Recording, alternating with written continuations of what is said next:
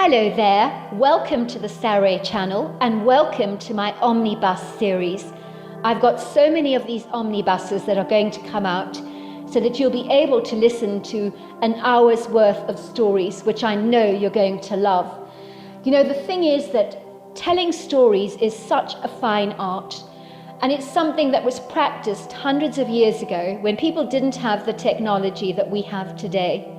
And everyone would gather around the fire and listen to a wonderful story.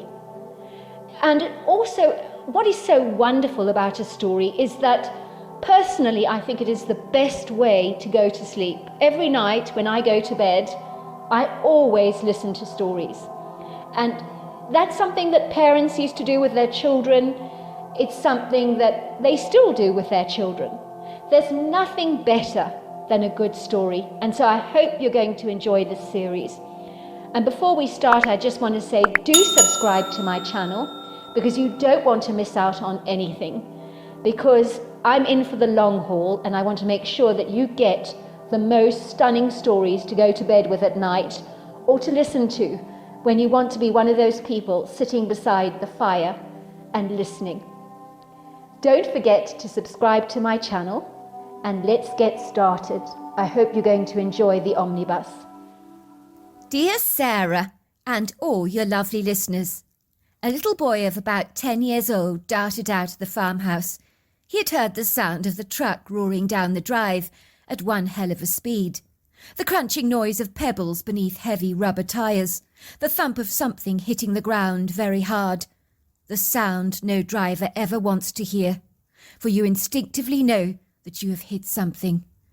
He could hear the truck grind to a very swift, jerking halt, the driver's side door slamming behind him, a man's deep, raspy voice saying, "Bloody hell! What the heck?" The willowy figure of the elderly man, with his thick thatch of white hair, his full white beard, was bending down over the ground to examine the carnage, his weathered face full of regret, remorse. A hint of shame could be discerned in his cornflower blue eyes. He knew he should not have speeded down the drive like that. What was he thinking? He was just visiting his sister, for goodness sake, not competing in a trucker's marathon. He shuddered with horror, knowing the full ramifications of his grisly, unacceptable crime, one of which would not be easily forgiven, for this was Spencer's pet rabbit, a beloved member of the Metcalf family. The little boy's face had grown pale, his earnest hazel eyes as large as saucers. He ran up to where the old man was crouching above the ground, hovering above something like a vulture over a recently killed carcass. He could see that his white rabbit that his grandmother had brought him was now dead. Tears poured down his dust-covered face, leaving behind white trails. "You killed my rabbit, Uncle Joe! You're a murderer! How could you? If you hadn't driven down the drive so fast, Snowdrop would have got away in time. You killed my bunny." The boy's look was distraught. His big hazel eyes were clouded by his tears. Some of the droplets glistened like raindrops on his dark lashes. He sat down on the ground next to the remains of the rabbit, hoping beyond hope for a miracle. "What happened?" came his grandmother's voice. She rushed out of the house as quickly as she could, clouds of flour sweeping up into her face. She wiped her washed hands onto her apron. Her face was indignant, disapproving, when she saw the sorry sight of the dead rabbit, along with the devastated look on her grandson's face. It was a look she never ever wanted to see. A look of helplessness, despair, disappointment, grief. Oh, how she wished she could make things better for him by turning back the hands of time. But Snowdrop was now dead. What was done could not be undone. "How could you, Joe Metcalf?" she said, slapping her brother with a feisty hand. "Look what you've done! How many times have I told you not to drive like an imbecile down our drive? You've broken Spencer's heart. I hope you feel pleased with yourself." "Spencer, I'm really sorry," said Great Uncle Joe, looking at the boy apologetically, feeling a sense of self-loathing in his gut. "I'll get you another bunny. I promise you that." The little boy looked up at Uncle Joe with horror. "But I don't want another rabbit, Uncle Joe. I want Snowdrop." Why could his great-uncle not understand that Snowdrop could never be replaced? Never, ever. He was the best rabbit in the world. Didn't Uncle Joe understand that? You couldn't replace him. It was impossible. Of course, there had been a funeral service for Snowdrop. It was his grandmother's great suggestion. He was buried beneath the old oak tree in the front yard, close to where he'd met his unfortunate end. Grandmother had said he would be able to watch over them if he was buried there. The boy liked the thought of that. It brought him a measure of comfort and reassurance. Uncle Joe had attended the service, looking ever so slightly sheepish and rather ashamed. He spent the entire service rubbing his white moustache pensively. He did redeem himself by reading a verse of scripture for the rabbit. Then they had sung All Things Bright and Beautiful together, All Things Great and Small, while he and his grandmother scattered roses on the grave. All of a sudden Spencer had observed a large face peering out at them behind the hedgerow, but he must have imagined it, he thought. That little boy was me. I was raised by my grandparents on their farm in Idaho. My own parents were both meth addicts. They were not capable of taking care of me, so both of my grandparents had gained custody of me through the court system. My mother would visit me regularly, under my grandmother's supervision, but she scared the hell out of me. She looked like a zombie, like you see on those very scary movies, those spaced-out people with the hollow eyes, gormless grins, white faces. My grandmother had assured me she had not always looked like this when she was healthy, but it was difficult to imagine her any other way. Your mother used to be a very pretty young girl, she would tell me. When she was growing up, all the boys wanted to date her. She would open her large photo album to show me pictures of when my mother had been a young girl. I could barely recognise her. My granny was absolutely right. She was so pretty at one point in her life. It was hard to believe it was the same person. I couldn't understand why the girl with the layers of blonde hair, the lovely vibrant smile of almost perfect glistening white teeth, the soulful deep blue eyes that stared up into the camera with a vibrant enthusiasm, had morphed into one of the ugliest people I knew. Nowadays her face was covered in pink blotches along with these god-awful red spots. Her skin looked dull, weathered, even aged. Her eyes were lifeless, rather like marbles. Her teeth, well, what was left of them, were falling away from their gums. "Why doesn't Mummy look like that now?" I asked. "It's the meth," said my grandmother, looking at me very sadly. "That substance steals your soul. It hijacks your physical appearance." "But why?" I asked.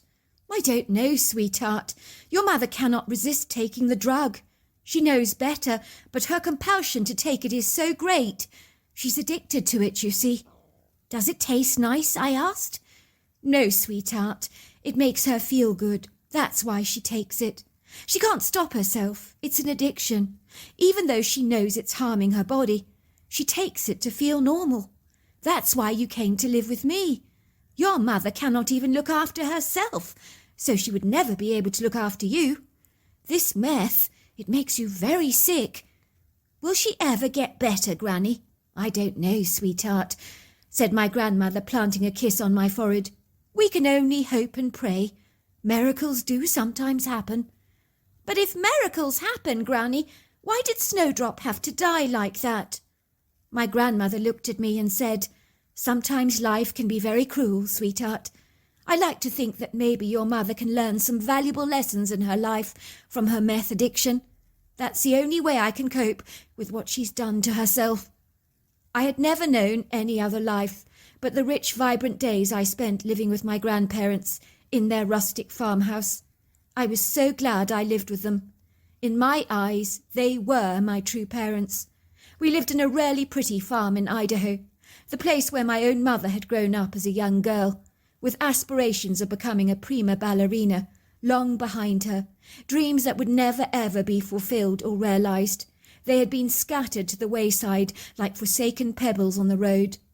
We lived in a rural, remote area, off the beaten track, surrounded by windy dirt roads that would go on for an eternity. Roads that could leave you stranded, lost if you didn't know where you were going. Our farmhouse was as pretty as a picture, one of those beguiling alpine wooden homes that would look good enough to appear on a box of Swiss chocolates. It was situated against a backdrop of undulating mountainous hills that towered up under the sky, many of them superbly swathed in carpets of green foliage, most notably from the Douglas firs, lodgepole pines or mountain hemlocks that clustered together as they rose up this mountainous ascent. Our farmhouse was surrounded by pretty meadows, hemmed in by wooden picket fencing, where we had 2 cows grazing there, Matilda and Sunflower. I used to adore those cows. I would visit them regularly, chat to them for hours on end. They would look up at me as they chewed the grass and moo. I always felt they understood exactly what I was saying. They looked so intelligent, so discerning, so clever. Matilda was particularly affectionate. I'd often brush her with a steel comb. Boy, did she love that. If she had her way, she'd have me combing her day in and day out, but that was never ever going to happen. My grandfather had a huge black dog called Rufus. I'm not sure what kind of breed he actually was, but he was very large as a St. Bernard. He followed my grandfather around devotedly everywhere he went, lying by his side contentedly when he was reading the paper or smoking his aromatic pipe. He would accompany him on hunts, always jumping into the back of his truck on shopping trips to the local town. I could never separate Rufus from my Gramps. Try as I might, he would not even be remotely tempted to a game of ball unless my grandfather was involved. Then he would dash around the meadows, wagging his tail profusively, barking happily, and retrieving anything that you threw at him. One of my favourite spots to hang out was the woodgrove, where large clusters of lodgepole pines were gathered together like a crowd of tall people over a vast area. These trees were so majestic, magnificent, imposing. I found I was always drawn to them like old friends.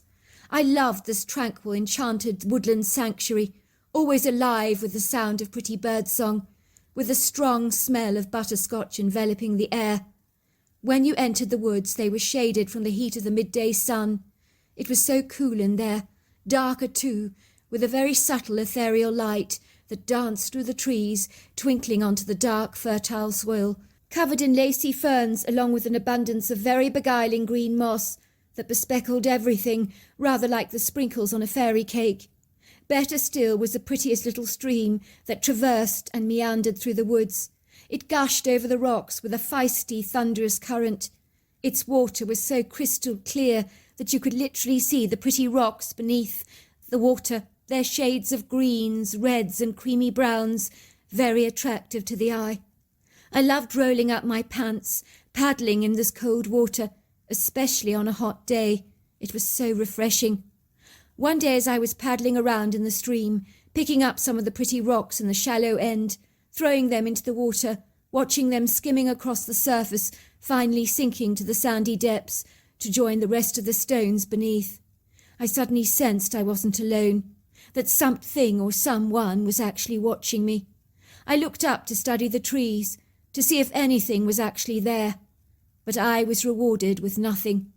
Then I suddenly heard a shh sound. I knew at once that someone was trying to get my attention, but who? And then I saw her. She was indicating for me to follow her with her dark fingers. I knew she was female.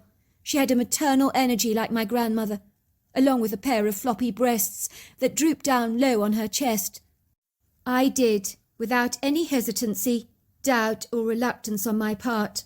I wasn't remotely scared, not even for a moment or a fleeting second, although I had no clue what or who she was. In my opinion, she was like a large bear, but she stood up tall like a man, was covered in long flowing golden brown hair, a very beguiling beautiful colour. I did notice she had a head shaped rather like a mountain gorilla, low slung on the shoulders, but her face was exactly like a human being. She was quite feminine, really, I thought. I noticed her deep-set dark eyes were animated, joyful even. There was nothing about her demeanour that made me the least bit apprehensive or uptight. On the contrary, I felt intrigued, curious, excited even. What did she want to show me, I wondered. I sensed it was something wonderful, really, really wonderful. I followed the creature. She handed me this ball of fluff. It was a tiny, cute puppy, the sweetest thing I'd ever seen, really rather reminding me of a golden retriever, only much, much tinier. She looked at my pleased expression with twinkling eyes, as if she was waiting to see my eyes light up like a Christmas tree. She was not disappointed, for they did. The creature looked over the moon, ecstatic, thrilled. She seemed to delight in putting a smile on my face. It made her feel good, really good. The little puppy nuzzled me, pressing his tiny paw against me. He smelt deliciously of puppy, that yummy puppy parsley smell that I love so much. She pointed to me, then to the puppy, indicating that she wanted me to keep it for good.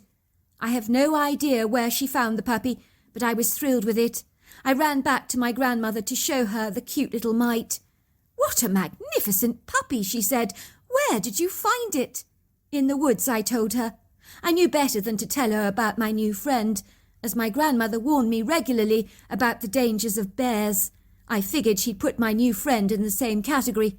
I was not about to blow her cover or upset my grandmother. I thought it best to say nothing. "It's the sweetest thing I've ever seen. Who in their right mind would dump a precious little puppy like this in the woods like that?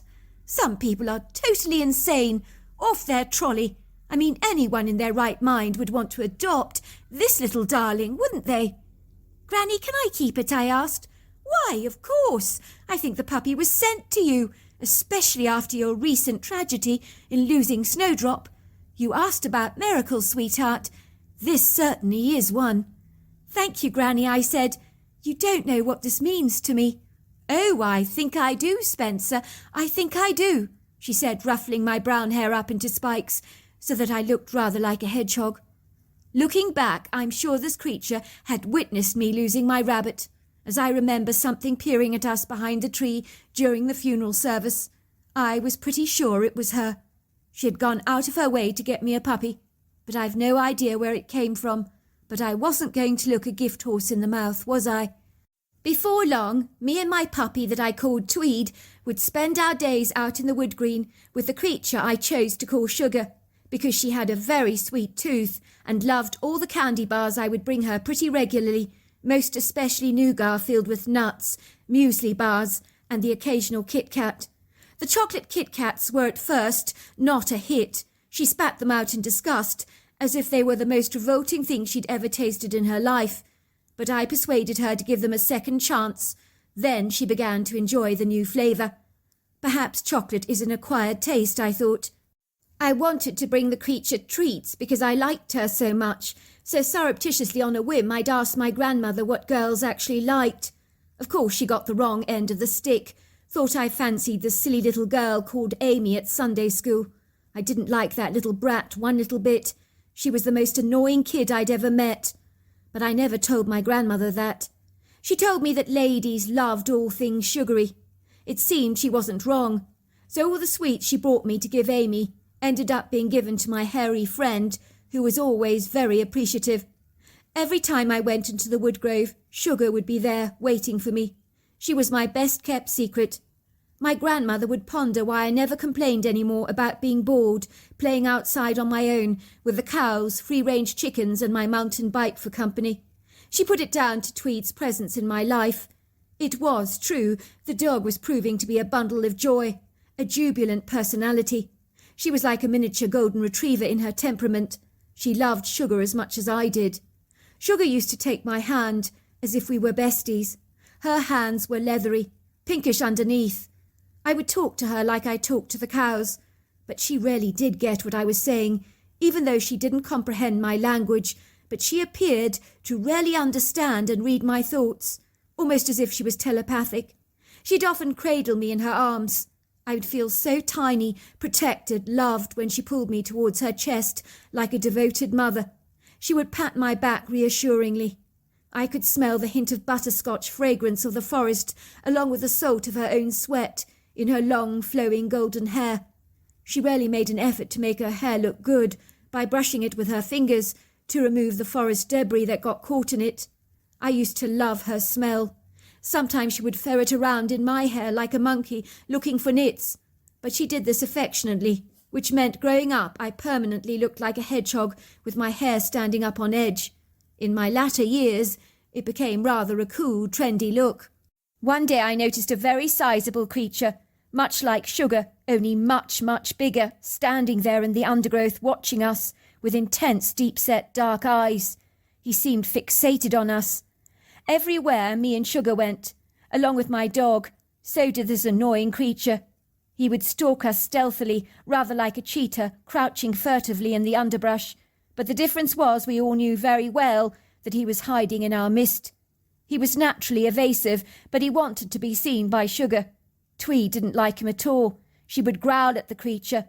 Sugar was about 6 foot tall, but this dirty blonde creature was easily over 9 foot. He was colossal in girth, stature and weight. In truth, he was very intimidating, scary even, but I knew I was safe with Sugar, for she had my back. I could tell she didn't like this creature at all. She would roll back her thin lips, growling at him like a dog guarding its bone.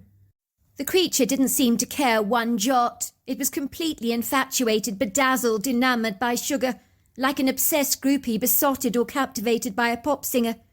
This blonde creature tirelessly pursued Sugar without being put off by her indignant protests. In fact, the more indignant she became, the more obsessed he became. He even threw her tiny gifts like a dead squirrel, some apples, various stones, one of which was so pretty it got Sugar quite excited. I was afraid that Sugar would end up liking the creature too much, so I ended up buying her bright marbles that soon eclipsed any of the stones that the blonde creature threw at her. She disregarded them with contempt, not even showing a faint interest, showing the blonde creature my fabulously sparkling marbles, as if to say, "Your gifts are positively inferior to these glittering balls. Try and match them." The blonde creature looked disheartened, but he didn't give up in his entourage of presents he piled on her daily. I rarely felt afraid that he was going to steal my best friend away from me. He was relentless in his pursuit of Sugar, like a lovesick teenager. After a while, Sugar allowed the blonde creature to hang around us, as if slowly but surely he was beginning to worm his way into her heart. He would watch Sugar, as if he was completely and totally enamoured by her. I don't think he liked me one bit. He was jealous of the affection Sugar lavished on me. He saw it as a threat. When Sugar wasn't looking, he growled at me quite ferociously. But when I told Sugar what he'd done through my reenactments, she chased after him, screaming blue murder at him, oscillating her arms wildly. She was as mad as hell. I was so glad. I thought we'd finally seen the back of the blonde creature. But there he was again, like a proverbial bad smell that just wouldn't leave. He began to even bring me gifts, not 'cause he liked me at all, but he knew such a kindness would soften Sugar's heart. It certainly did. I began to notice Sugar's belly swell. I wanted to believe it was the sweets I'd given her and that she'd just put on weight, but in my gut I knew she was pregnant. The belly began to get bigger and bigger and bigger every day. It wasn't hard to figure out who the father was. One day when I went into the woodgrove, there she was standing next to the blonde creature, as though they were a couple. The expression on her face was terribly sad. She pointed to her belly, then to the blonde creature, then to the distance. She was moving away, going to live with the blonde creature to raise a family. I was not sure that I'd ever see her again. I was crestfallen, downcast, gutted. Tears poured down my face. Sugar looked alarmed. She took me into her arms, wiping away my tears with her hands, rocking me backwards and forwards for ages. She stared deeply into my eyes, cupping the corner of my face with her hands. Even the blonde creature seemed more compassionate, empathetic and understanding. He moved towards me, patted my back gently, grunting. I was amazed that Sugar and the blonde creature were speaking to each other in a strange language, incorporating lots of clicks, reminding me of the language spoken by the First Nations people. I knew they were talking about me. I felt as if she was saying she'd come back to visit me. The blonde creature nodded encouragingly to affirm this fact. Then they were gone, moving so gracefully like the wind. I remember my heart was broken. I was inconsolable with grief. My grandmother had no comprehension what was wrong with me. I think she thought that Amy had rejected me, finally dumping me. She kept telling me that Amy was not the only girl in the world. She was sure I'd meet someone else I liked. It must have been 5 long years that went by. For me it felt like an entire lifetime. I'd given up all hope in seeing Sugar again. The grief hung in my heart like silken cobwebs, too tough to dust away. I didn't want to think about Sugar too much. It really hurt. She was the finest friend I'd ever known. So non-judgmental, so accepting, so completely loving. Life was a lot less rich, magical, or pleasurable without her around. She always knew how to bring a smile to my face or comfort me when I was sad. One morning when I was riding my bicycle down a remote country road, Tweed was getting all flustered and excited about something, wagging her tail profusely, as if she could smell something she really liked and was well acquainted with on the wind. Then I saw them running through the trees towards the embankment, jumping over the embankment in long jumps onto the side of the road. It was Sugar, the blonde creature, along with another creature that was about 3 foot tall, which I realised was Sugar's son. I dropped my bicycle on the side of the embankment, running towards Sugar. We couldn't stop holding each other. She rocked me backwards and forwards in her arms. She was making an ah sound as though she was so happy. She grunted with pleasure to see me. She pointed proudly to her belly and then to her son, who eyed me curiously, but appeared rather reticent, withdrawn and quiet. Yet I could tell he was rather fascinated by me and knew a lot about me. Eventually the two creatures left me, Sugar and Tweed, to our own devices. We spent the whole day together, swimming in the nearby creek.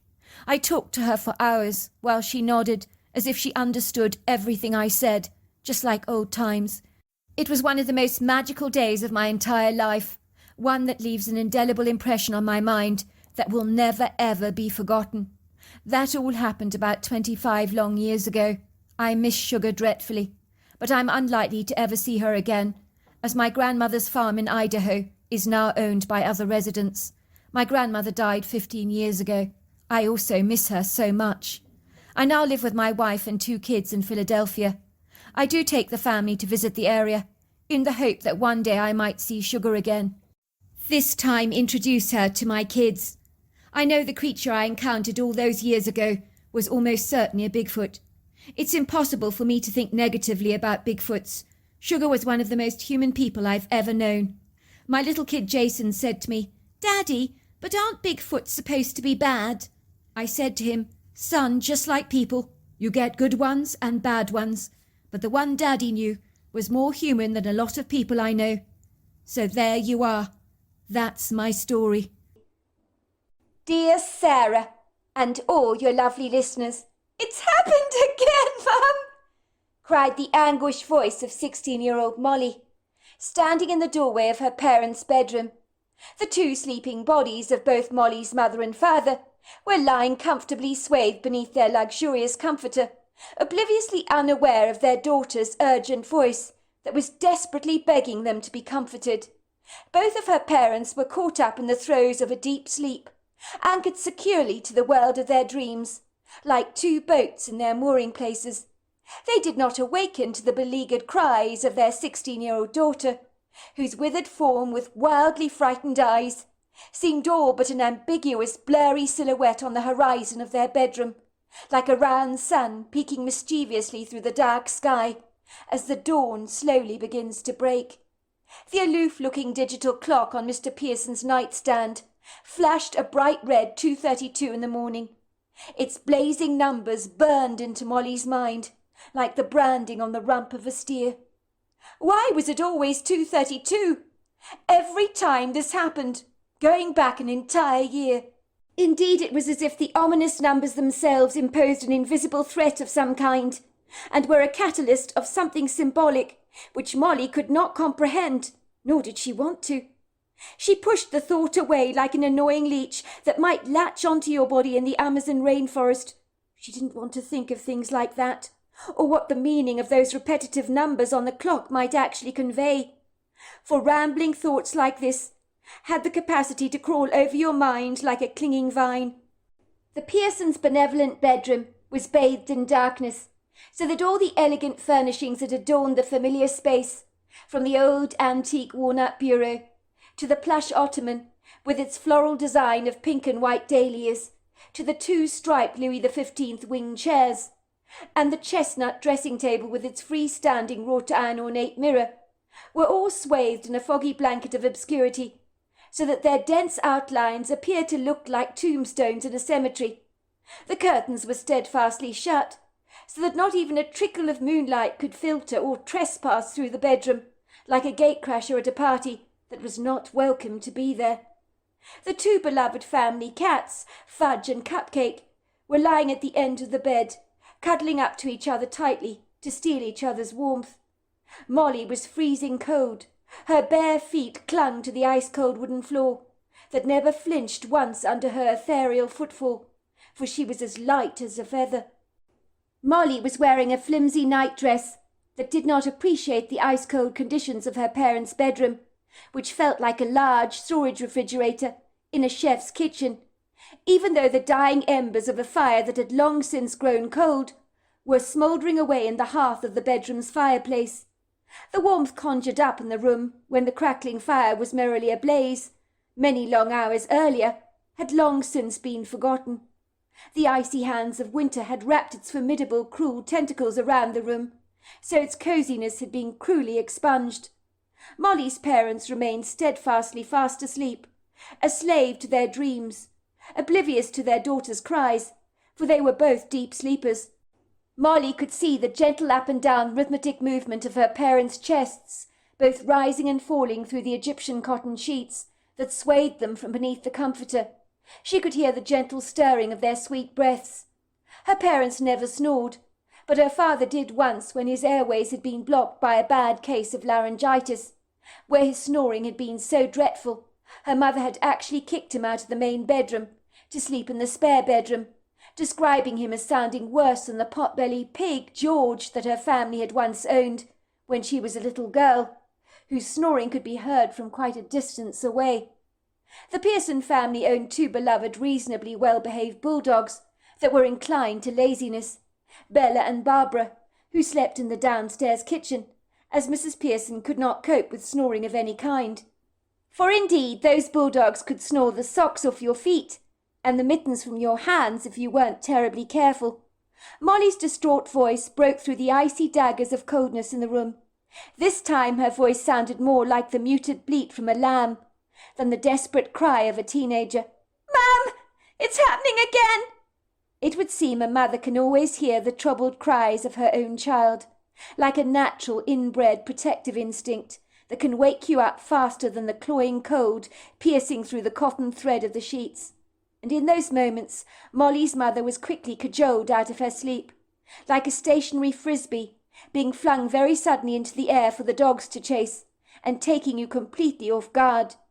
Mrs. Pearson sat up with a start, looking confused, disorientated and bleary. Her limp straw-coloured hair flattened to one side of her head, her cornflower blue eyes congealed by the silken threads of sleep. Finally her eyes settled on the ambiguous silhouette standing at the end of the bed. At first she gasped in horror, as if she believed she was seeing a ghost gormlessly just staring at her. Then her eyes sharpened with recognition. The sorry form standing before her, looking so dishevelled like a dying bird the cat had brought in with its feathers badly awry, was Mrs. Pearson's own daughter, Molly. Mrs. Pearson looked at her daughter's distraught face. Her heart began to do a series of frantic belly flops, as she immediately sensed her daughter's obvious distress. "Molly! Molly, that's you! What's wrong, dear?" Molly began to cry. Tears spilled down her cheeks. She allowed them to flow like clouds that finally offloaded their watery wrath on the earth below. She could taste their saltiness on her tongue. She wiped them away with the sleeve of her nightdress and sniffed. "It's happening again, Mum," she repeated. "She's back. Why has she come back? Why won't she leave me alone? It's like she wants something from me. She scares me, Mum." "You poor, poor thing," said her mother sympathetically. "The main thing, sweetheart, is to remember it's not actually real." "But it feels real, Mum. It feels real." "Of course it does, sweetheart. It's very vivid for you. It feels like it's really happening. But it's not real. Always remember that. If you think like that, it cannot upset you. It only has power over you if you give it power. Remember, when you go to sleep, your mind plays you a movie at night to entertain you.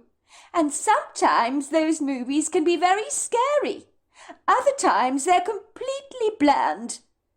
"What's wrong, Jellybean?" asked her father, who was waking up, and peered at his daughter from over the covers. "Your face is as white as a sheet. What on earth happened?" "Our daughter's had another one of her grisly nightmares," said Mrs. Pearson gingerly. "This is the third time in 1 week. It can't go on like this.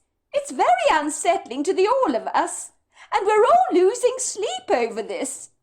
Hannah Pearson steadily climbed out of her warm bed, tossing her comforter aside and slipping her feet into her lovely warm fleece-lined slippers on the side of her bed. Her white cotton nightdress skimmed the oakwood floors of their bedroom. She threw her arm around her daughter, enveloping her in an effusive hug. She stroked her daughter's straw-coloured hair away from her face, as if gently brushing away her daughter's anxiety. Molly's hair was not dissimilar to her own, for both mother and daughter looked uncannily alike, almost as if both had been cut out of the same cloth. She looked devotedly into her daughter's blue eyes.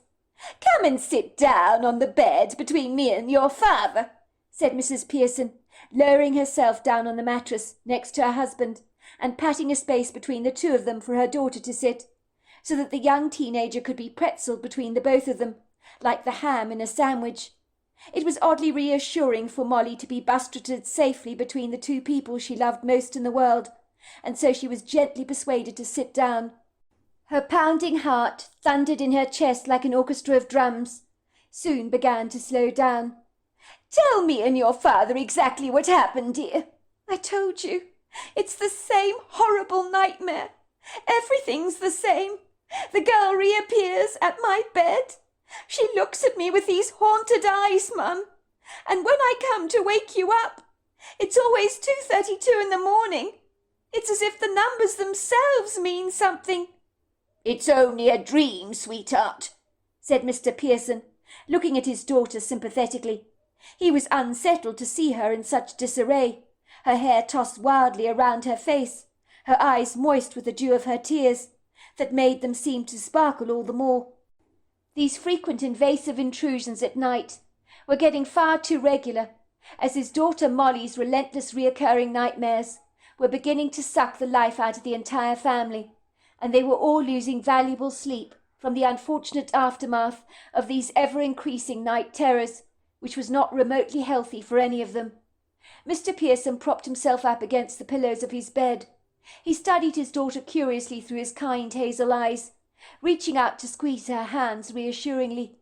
"You know, Jellybean, when I was little I often had nightmares. But how old were you, dear, when this happened?" Mrs. Pearson interjected, looking at her husband with an exasperated expression on her face that suggested he had no idea what he was talking about, as if any nightmare he might have experienced as a child was no match to the nightmares her daughter was experiencing, for it was like comparing apples with pears as far as Mrs. Pearson was concerned.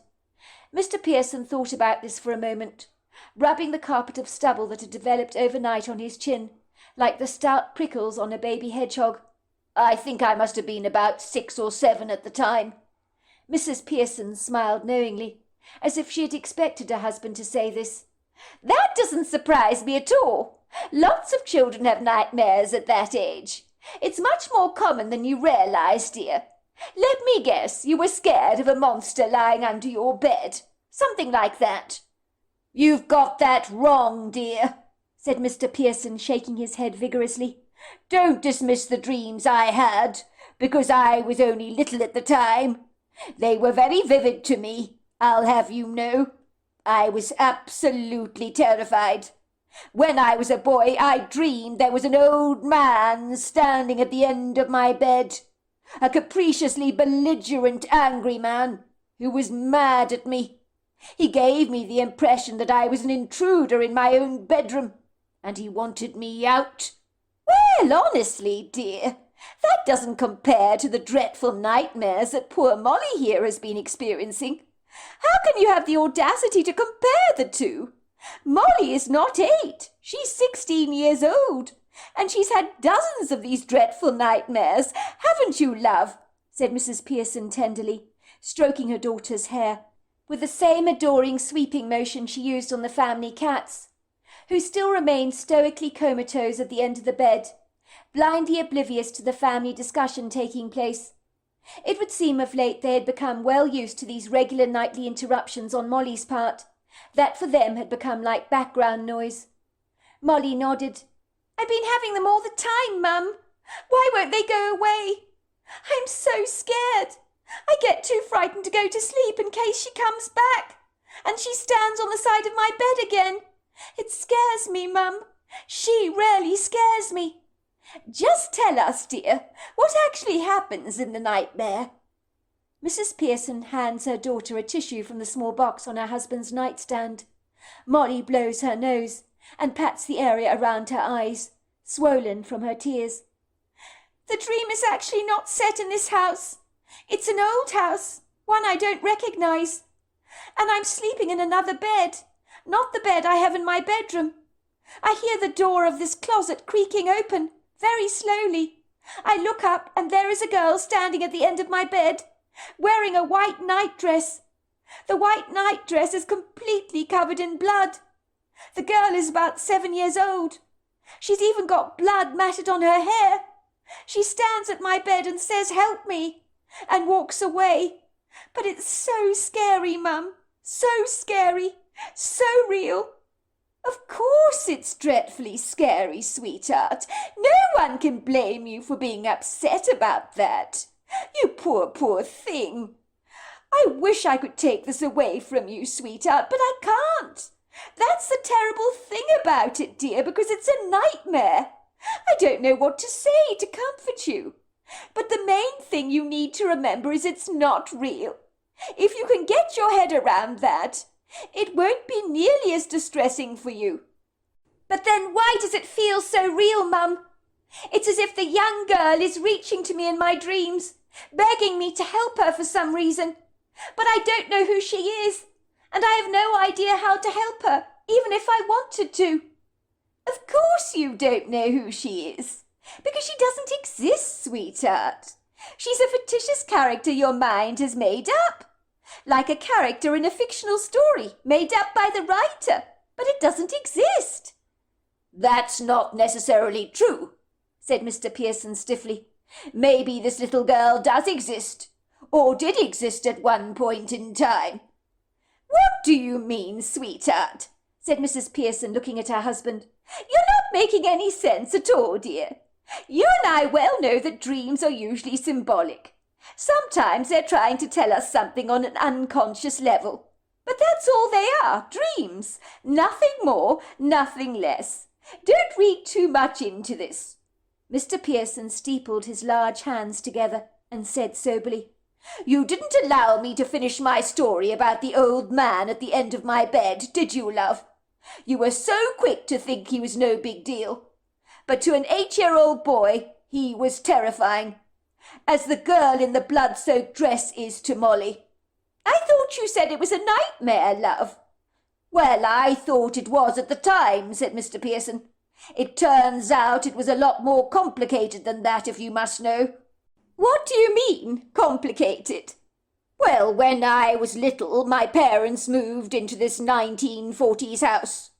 Soon after we moved there, I began to have these horrifying dreams that felt so alarmingly, hauntingly real, where this old man was standing at the end of my bed, waving his arms around and getting very angry with me. I was terrified, and on numerous occasions I woke up to find myself lying in a bed stripped of all its linen, as if during the night it had been ripped off me. Suffice to say, during the winter, I'd wake up freezing cold with my sheets lying in puddles on the floor, and I knew that old man had physically pulled them off me during the night. Don't be ridiculous, love. Oh, honestly, where are you coming from with all of this? You yourself said it was a nightmare. The old man was a character in your nightmare. He wasn't real. There is always a rational explanation for everything as far as I'm concerned. Think about it very carefully for a moment, will you? Maybe you pushed your bed covers off in the middle of the night yourself. Really, Hugh? Where is all this going? You had a nightmare, you tossed the sheets off your body. Big deal.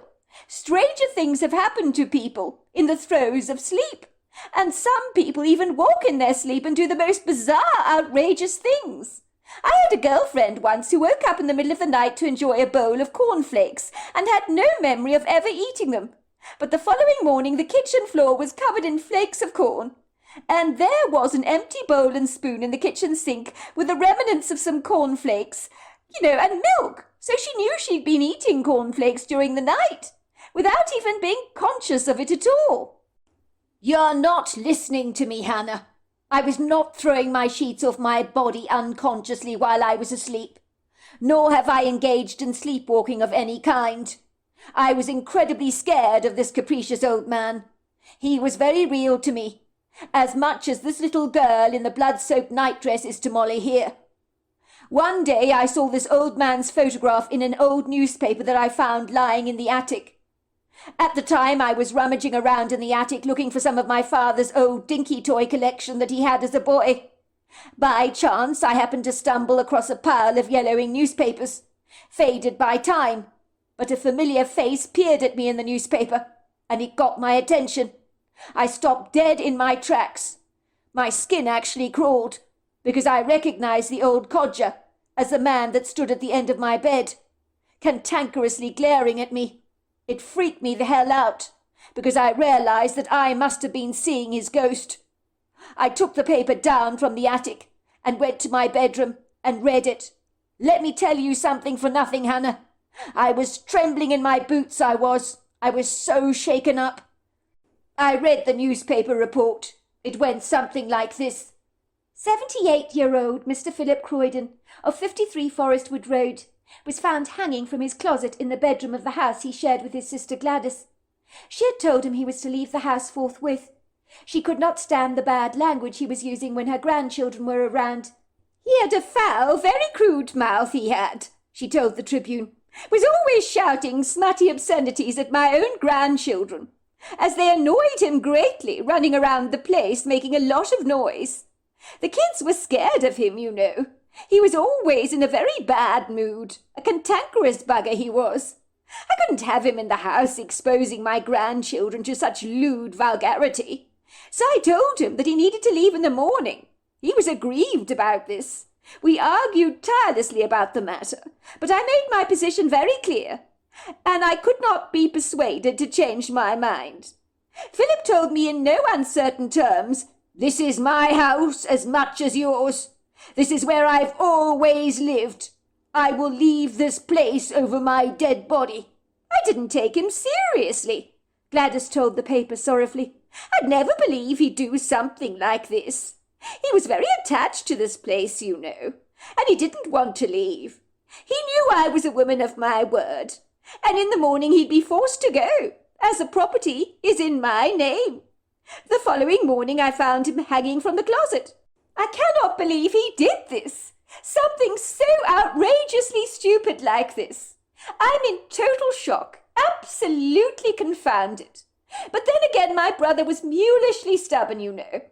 I guess he meant every word of what he said to me. He refused to leave this house over his dead body.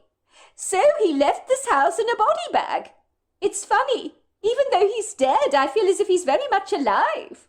Even my grandchildren refuse to go into his bedroom because they sense him there. And everybody is very sad about what he's done. He's been described by so many of us, so many of my friends, as a likeable old sod who got increasingly tetchy with age. It is true. But I will miss the old bugger. I really will. Even though he was incredibly cantankerous. Ostensibly, when I read that discomposing article, I was flummoxed. I hurriedly ran to my mother, telling her all about my dreadful nightmares and the nightly visitor, the same old man that I'd seen in the newspaper, Mr. Philip Croydon, who had lived in our very house at 53 Forest Road, and had slept in my bedroom. My mother was astounded, naturally very disturbed by my startling revelations. She told me she thought I could see through the veil, whatever that meant, because at the time I didn't understand it. She said my great-aunt could do the same. My mother got in touch with my great-aunt Agnes, who was my mother's mother's sister. An interesting old woman she was, with wild white hair that always reminded me of a dandelion gone to seed. It was all over the place. Not even the hairdresser could toe it into line. It had a mind of its own. She had to keep her hair very short. I'll never forget her piercing blue eyes that looked like they could literally drill through concrete and see what was buried beneath it. It didn't surprise me to learn she could see into the spiritual realm. And when I told her about the old man, Mr. Croydon, she said to me that next time I saw the old man standing at the end of my bed, that I was to tell him he was to get out, that he had no place being there, and no place throwing me out of my bedroom. He must accept the fact that he was now dead, and that he needed to go to the light. I cannot believe you never thought to tell me any of this, Hugh, said Mrs. Pearson, looking distinctly put out, and a tad stupefied. She had been married to her husband for 17 years, and yet he still had stories up his sleeve that she had never been told about. But then her husband by nature was a privately reserved person, and getting anything out of him was like extracting blood out of a stone. Still, this was an incredulous story that he should have told her about a long time ago, and the fact that he hadn't made her prickle with disappointment. "Did it work, sweetheart?" asked Mrs. Pearson, studying her husband curiously. "Did Mr. Croydon finally leave, after your aunt's advice?" "To hell he did. I never saw the old bugger again. It would seem he was very possessive over my bedroom. But I think when he realized he was dead, he moved towards the light. And I promise you the atmosphere in my bedroom significantly changed. Even my mother commented that my bedroom seemed lighter, as if a heaviness had been lifted. I remember it always used to be cold in my bedroom, but after Mr. Croydon left it became significantly warmer. It was a different room after that." "Well, I mean, it's ridiculous," said Mrs. Pearson. "Fancy taking your own life because your sister is kicking you out of the house. Who in their right mind does that? Yes, he was greatly aggrieved he had to go. But honestly, he could have resolved his differences with his sister, I'm most sure. If he had minded his P's and Q's, and watched his tongue a little, guarded his words, I'm sure she'd have been happy for him to stay. It seems such a trivial thing to kill yourself over, does it not? Well, you know human beings. We're a complicated species, are we not?" said Mr. Pearson. "Some of us are rigidly set in our ways. Maybe Mr. Croydon didn't want to live anywhere else but in his sister's house. He didn't know another life, and didn't want to know another life either. You must remember, love, what floats one man's boat will capsize another man's.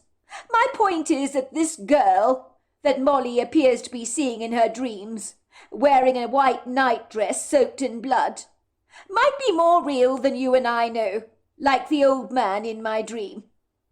"That makes no sense at all, sweetheart," said Mrs. Pearson.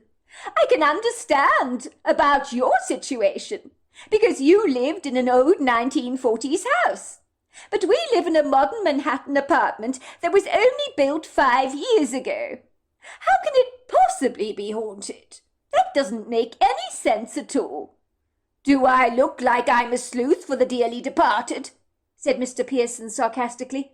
"I can't pretend to know how the spirit world works, love. But if Molly here may be being visited by a ghostly apparition, I think she needs to tell the girl in her nightmare that she's dead and should go to the light.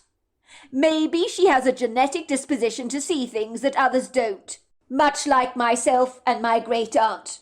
What I'm trying to say, love, is that if Molly sees this young girl again, the 7-year-old, however old she is, I think she should tell her what I told Mr. Croydon.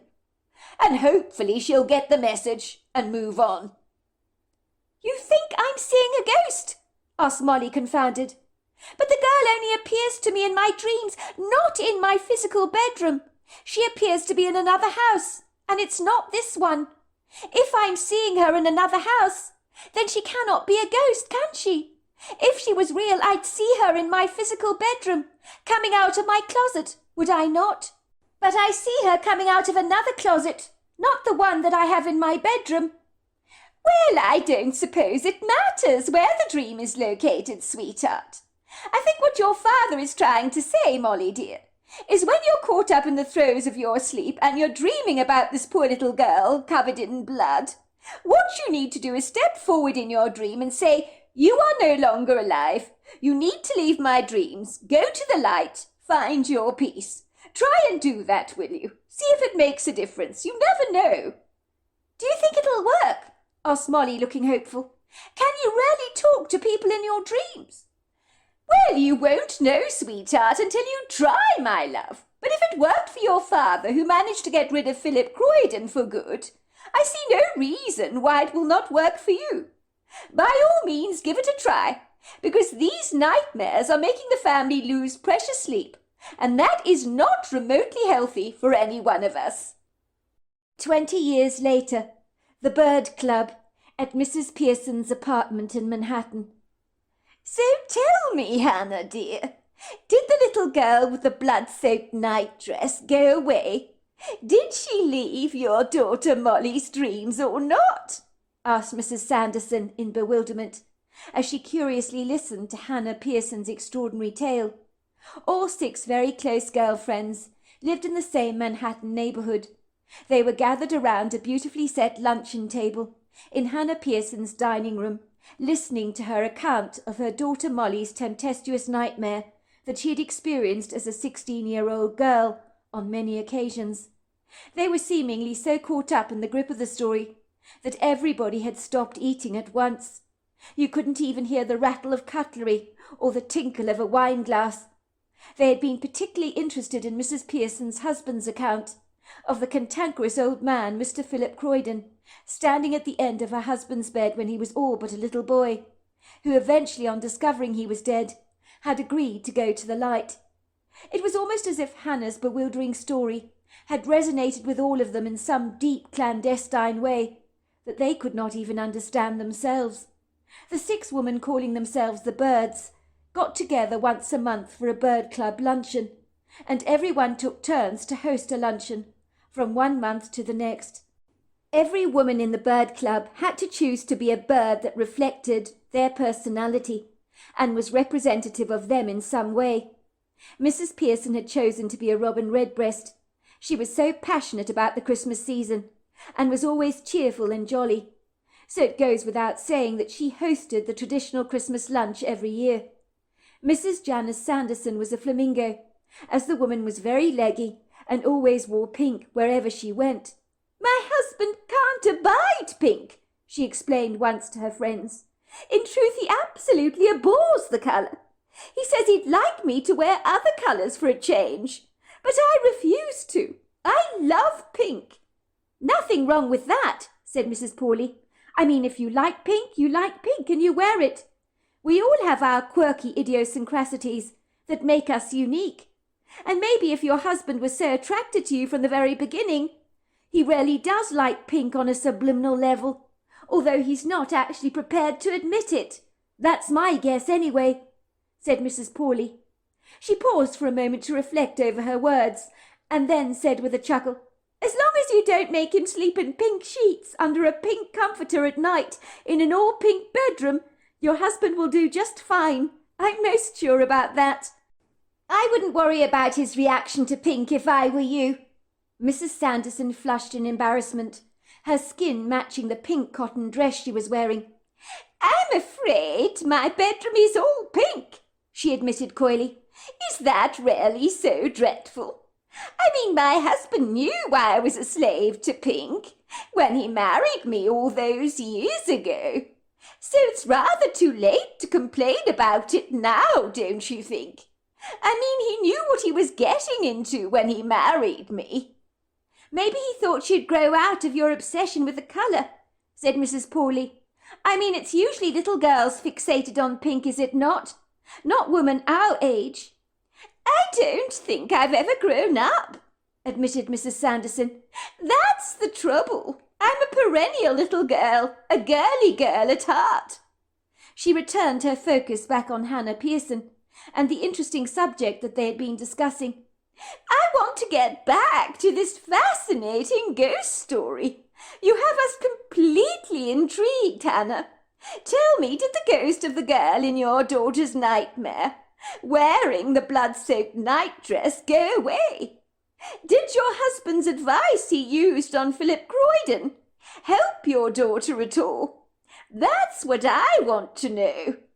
Hannah Pearson, the ever-attentive hostess, was busily preoccupied filling up the fluted wine glasses of her guests with yet more alcohol, and was momentarily disengaged from the conversation.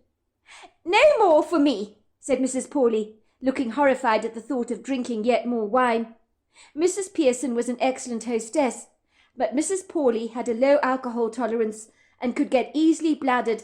She had no intention of making a spectacle of herself at lunch. Besides, if you were too drunk, you could lose focus, and Mrs. Pawley was enjoying the light-hearted banter around the table. She resolutely covered her wine-glass with her hand. "If I drink any more wine," she told her hostess obsequiously, "I'll be staggering out of here like an inebriated drunk, and I need to be able to focus when I get home. I still have to make dinner tonight. I promised the kids we'd make pizza," she told them. All eyes at the table remained focused on Hannah, as they waited for her to answer Mrs. Sanderson's question. "You ask a very interesting question," said Mrs. Pearson. "Molly was 16 years old at the time. She's now 36, would you believe it? Doesn't time fly when you're having fun? I mean, where did it get to, I ask you? My Molly, bless her cotton socks, is now happily married. Her husband is being transferred to Minnesota. The company is starting up another branch over there. Anyway, to answer your question, she never did see the girl in the blood-soaked nightdress again. Well, she did see her one more time, the very next night, as it happens, after my husband had given her his seasoned advice. The girl came out of her closet, appeared at the end of her bed and said, 'Please help me. Please will you help me?' My daughter said she just got out of the bed in her dream, not really physically, if you know what I mean, and directed the girl back to the closet. She said to the little girl, 'You must go to the light now. I can't help you. I believe you're dead. I'd be grateful if you leave me alone.'" Mrs. Sanderson took a sip of her wine, tapping the glass with her long pink manicured fingernails. "What happened next?" she asked eagerly. "Well, would you believe it, the girl in the blood-soaked nightdress smiled at my daughter Molly in her dream and said, 'Oh, wait until you're ready to help me. The name's Jacqueline, by the way. Everybody calls me Jackie.' And she was gone, just like that. My daughter never saw her again. We were never awoken at 2:32 in the morning again. My daughter was astounded that every time she entered our bedroom after that harrowing nightmare, the time on my husband's bedside clock was always 2:32. Molly believed the numbers were significant, but she had no idea what they meant. It's been 20 years, so I'm very glad to say my husband's technique worked very efficiently. It was a turbulent time that year. Restless, sleepless nights were common back then. Being frantically woken up in the middle of the night by Molly. I'm afraid Clark did see the little girl as well," Mrs. Pearson admitted. "He'd been teasing Molly relentlessly about being such a scaredy cat about her nightmares. You know how mean teenage boys can be. Clark was no exception to that rule. He was a terrorist, he really was. Loved making fun of his sister. I remember he was tirelessly putting cockroaches in her shoes. That was one of his absolute favourite pranks. Then there were the fart cushions, of course, that he'd put on her chair. So when she sat down, she made those horrendous farting noises at the most inopportune moments, usually when we had guests, which of course would make my son roar with laughter. But yes, he began having exactly the same nightmare, where the little girl stood at the end of his bed and said to him, 'Please help me, please help me.' I think this happened after Molly had told her to go away. Let me tell you, Clark did not handle it well. He was worse than Molly was. Terrified he was by the little girl. But then he took my husband's advice and told her to leave him alone and go to the light, that she was dead. So she said to him, Don't worry, Molly will help me when the time is right, 'cause you're not as brave as she is. Which, of course, he didn't take very well. A teenager, especially a teenage boy, doesn't like being called a coward, let me tell you. Mrs. Sanderson cupped her chin in her hand, rubbing a hand over her eye in a self-soothing gesture. That is some story. It gives me quite the chills. What do you suppose the little girl wanted? She kept saying, "Help me." Do you think she'd been murdered by someone and was seeking vengeance on her murderer? I have no idea. Maybe we'll never know the answer to that question, said Mrs. Pearson. I think we can conclude that something rather bad happened to her when she was alive. I'm in no doubt, well, at least I assume she was a ghost visiting my teenagers in their dreams. But what happened to her we'll never know. So you then think it was a ghost? Asked Mildrew, who fancied herself as a cuckoo, and had chosen to be a cuckoo at the bird club, which was a given as the woman was very partial to cuckoo clocks that she ordered regularly from Switzerland, from a stunning catalogue she received in the post. One of her walls in the kitchen was devoted to a stunning display of over 24 cuckoo clocks. Hannah Pearson had jumped out of her skin the very first time the bird lunch had been hosted in Mildrew's kitchen, when all the cuckoos at the stroke of 1 in the afternoon came bounding out of the clock singing cuckoo in an instantaneous orchestra of birdsong. So shocked was Mrs. Pearson that she unscrupulously jerked her wine glass, splattering red wine all over her white dress. Everybody had cracked up laughing, most especially Mildrew, who was delighted that everyone had been terrified out of their wits by her benign collection of cuckoo clocks. The hilarious event was a long-standing joke among the birds of the bird club. It would seem that in the aftermath of that lunch with the red stains on Hannah Pearson's white dress, the stained dress rather reminded her of her daughter's insidious dream, of the ghostly apparition standing at the end of her bed, in a white bloody nightdress, saying, "Please help me! Please help me!" When she had left that luncheon at Mildrew's house that day, in her seemingly blood-soaked dress, she had been able to see that little girl in her mind's eye very clearly, standing at the end of her daughter's bed, saying, "Please help me!"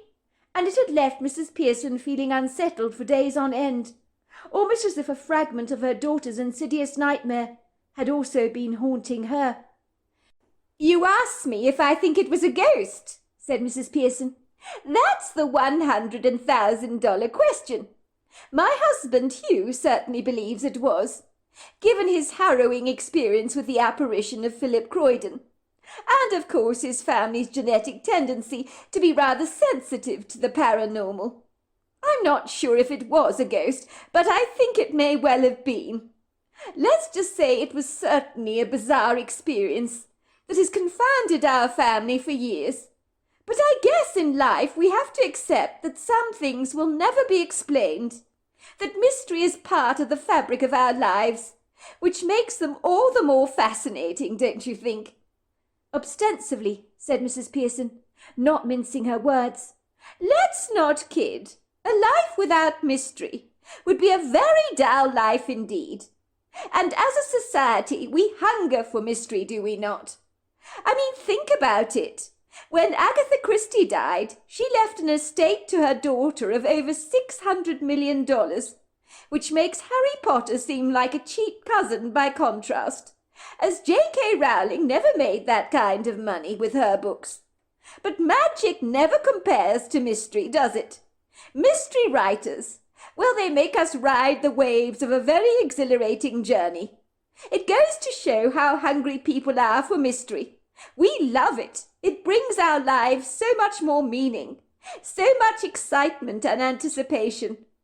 Is it not the not knowing that we're titillated and teased about? It is the same kind of enticing allure as waiting for our Christmas stocking to be filled when we're kids. I mean, look at you, Janice. The moment I started telling you about Molly's strange dream, you were sitting at the edge of your seat in excitement.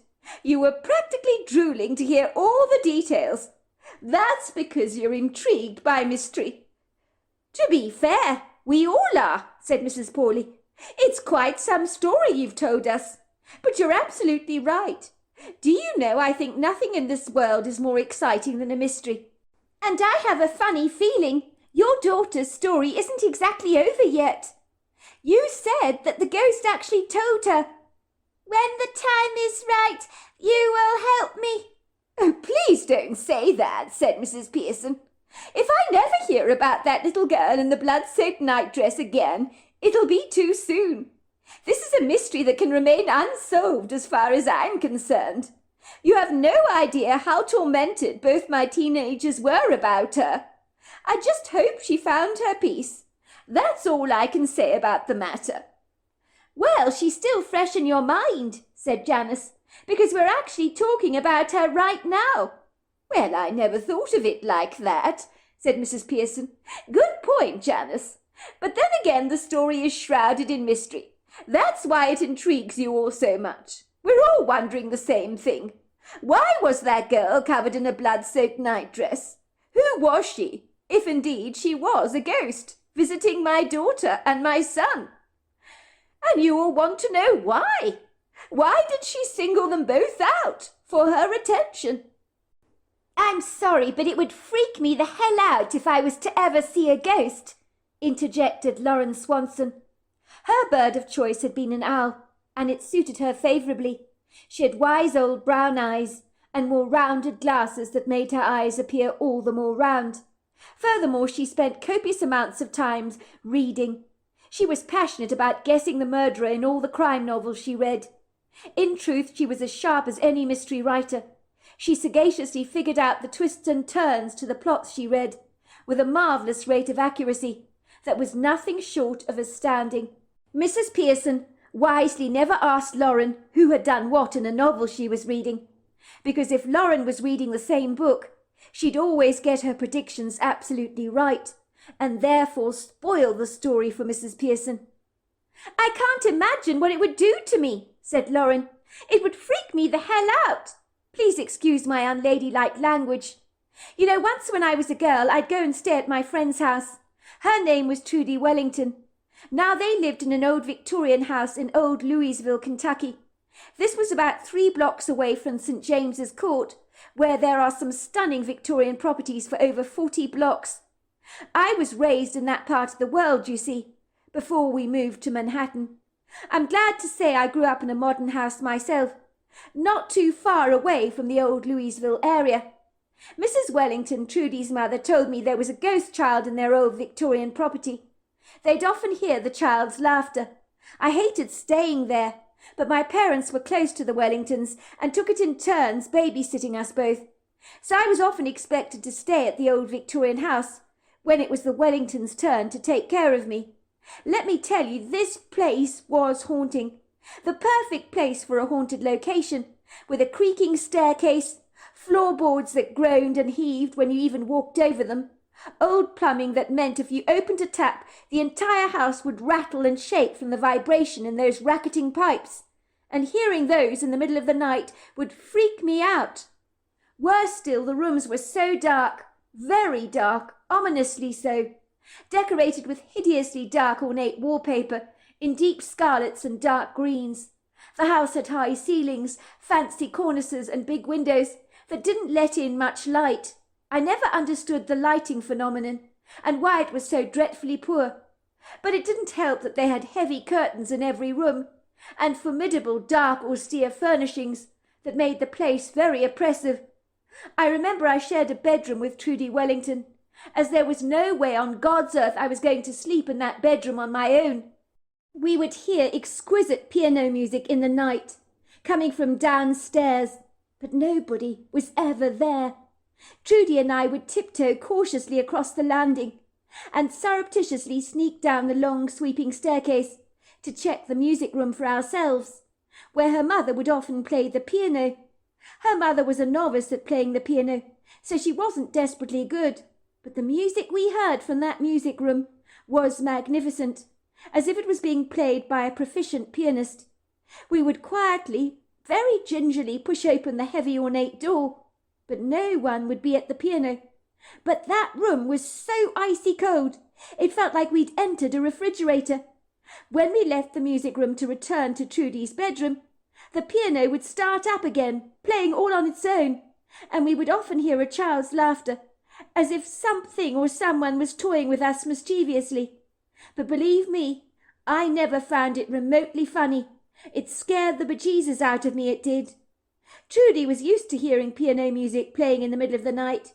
It happened so frequently, and Mrs. Wellington claimed she often heard a beautiful singing voice filtering through the house. But I never heard it myself, thank God. I was freaked out enough whenever I slept in that house. I promised you I'd cover my head with a comforter and refuse to answer a call of nature, unless Trudy came with me. I was so afraid of seeing something physically. I mean, hearing the music and the laughter was one thing, but I couldn't have stomached seeing a ghost of any kind. Old Louisville in Kentucky has a huge, illustrious and vibrant history. Lots of people living there have ghost stories to tell. But staying at that old Victorian house was one hell of an experience, let me tell you. It creeped me out, it did. And now that I'm significantly older, I'd never willingly stay there again. Trudy's parents, the Wellingtons, still live in that house, but she moved away from there a long time ago. And when she goes to stay with them, she always hears the piano in the middle of the night, and the mischievous tinkle of a little child's laughter. And her children have heard it too. And one of her kids asked her who the little boy was running up the staircase. So I'm guessing that they've physically seen one of the ghost children there. And that, I am so glad, was not me. My brother saw something very strange in a graveyard once, said Mildrew. It was actually in a cemetery in the outskirts of New York State, in a heavily wooded area where we lived at the time, would you believe it? In a really nice traditional wooden house. My brother was only 15 years old at the time, and like any other boy his age, he loved ghost stories, just as much as the next boy. I mean, let's not kid. Who doesn't like a good ghost story? Sometimes my brother Keith and our next-door neighbour, a 16-year-old boy called Christopher Edwards, would creep to the old cemetery at the dead of night, as the place was not too far away from our home. And nobody would be about, because they were so determined to see a ghost. It was like a resolute fixation with the both of them. Funny enough, my brother was never into Halloween or the bogey man. Not stuff like that, because it's fictitiously make-believe as far as he was concerned.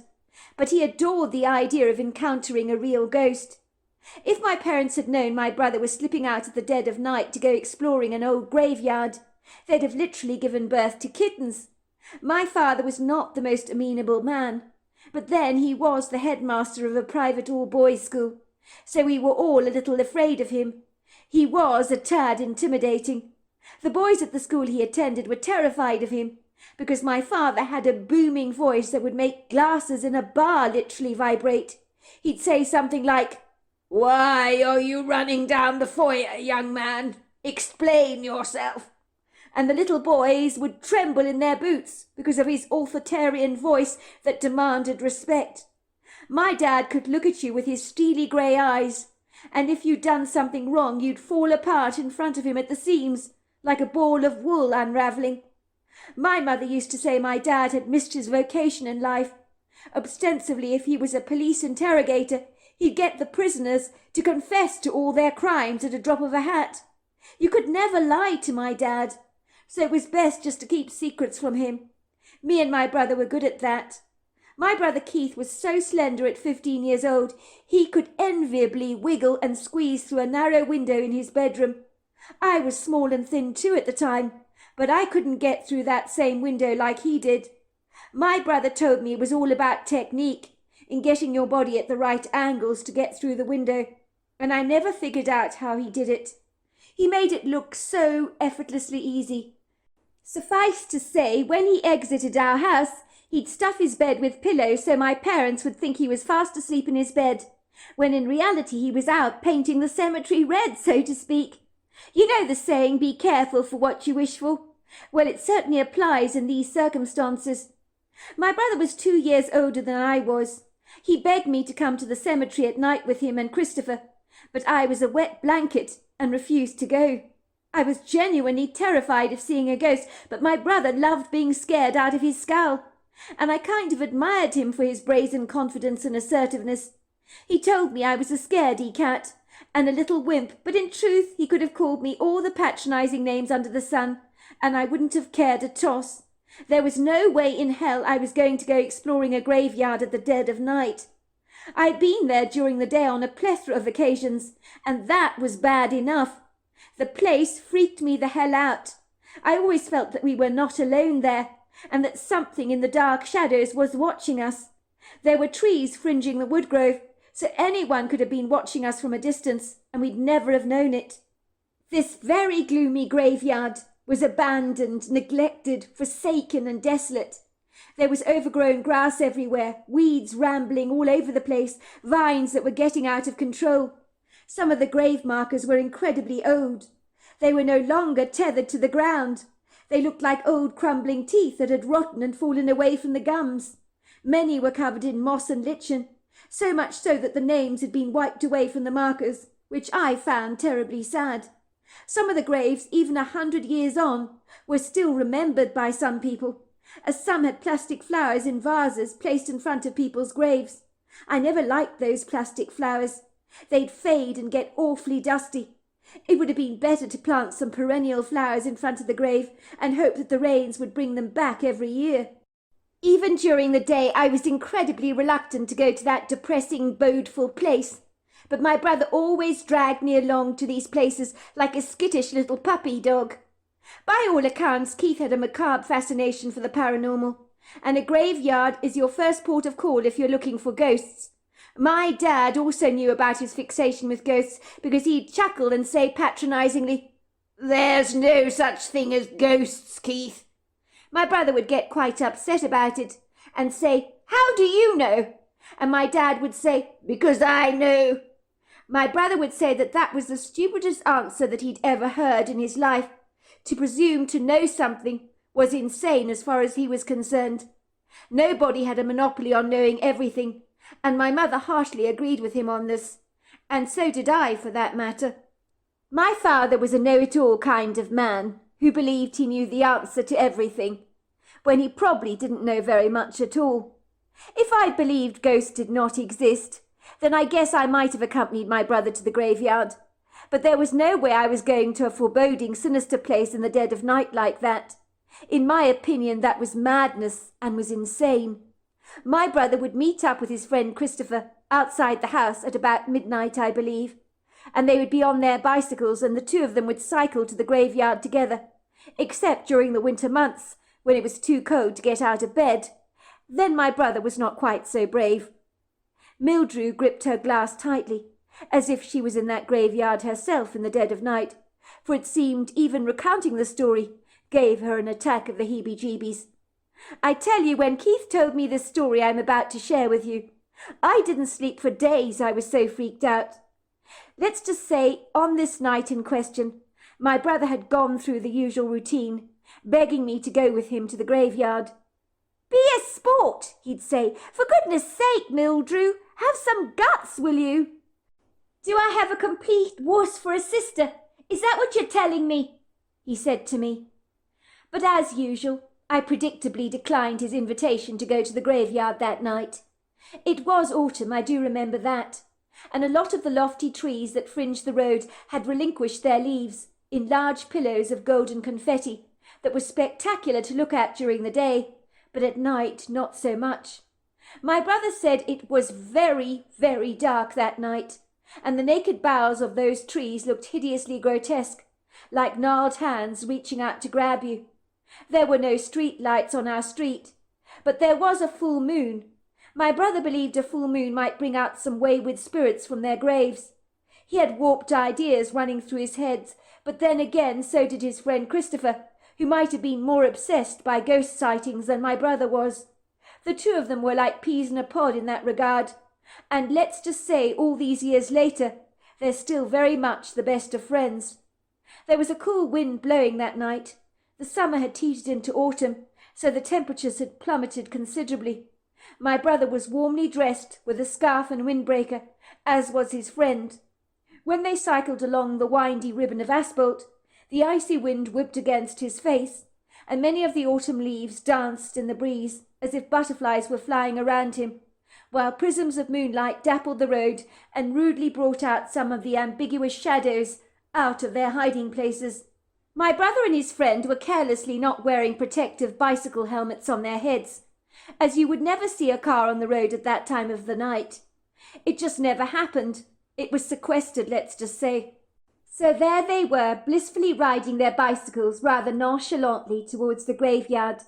It was about a 10-minute bicycle ride away from where he lived, forming the cul-de-sac at the bottom of a wide road.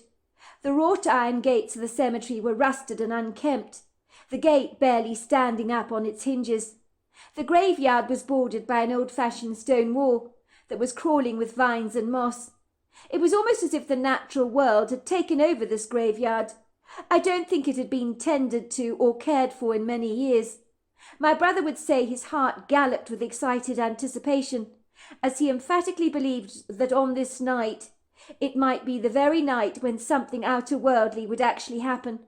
And let's just say on this occasion he was not wrong, as something spectacularly outlandish was about to occur, but they had no way of knowing it.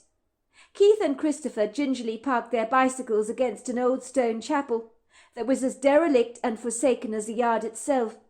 It was a pity it had been abandoned, as it had great potential to be a lovely chapel with arched stained-glass windows and church pews, where the padded upholstering had become the homes for many mice, and there were some ancient Bibles that were bloated and falling apart in their pews.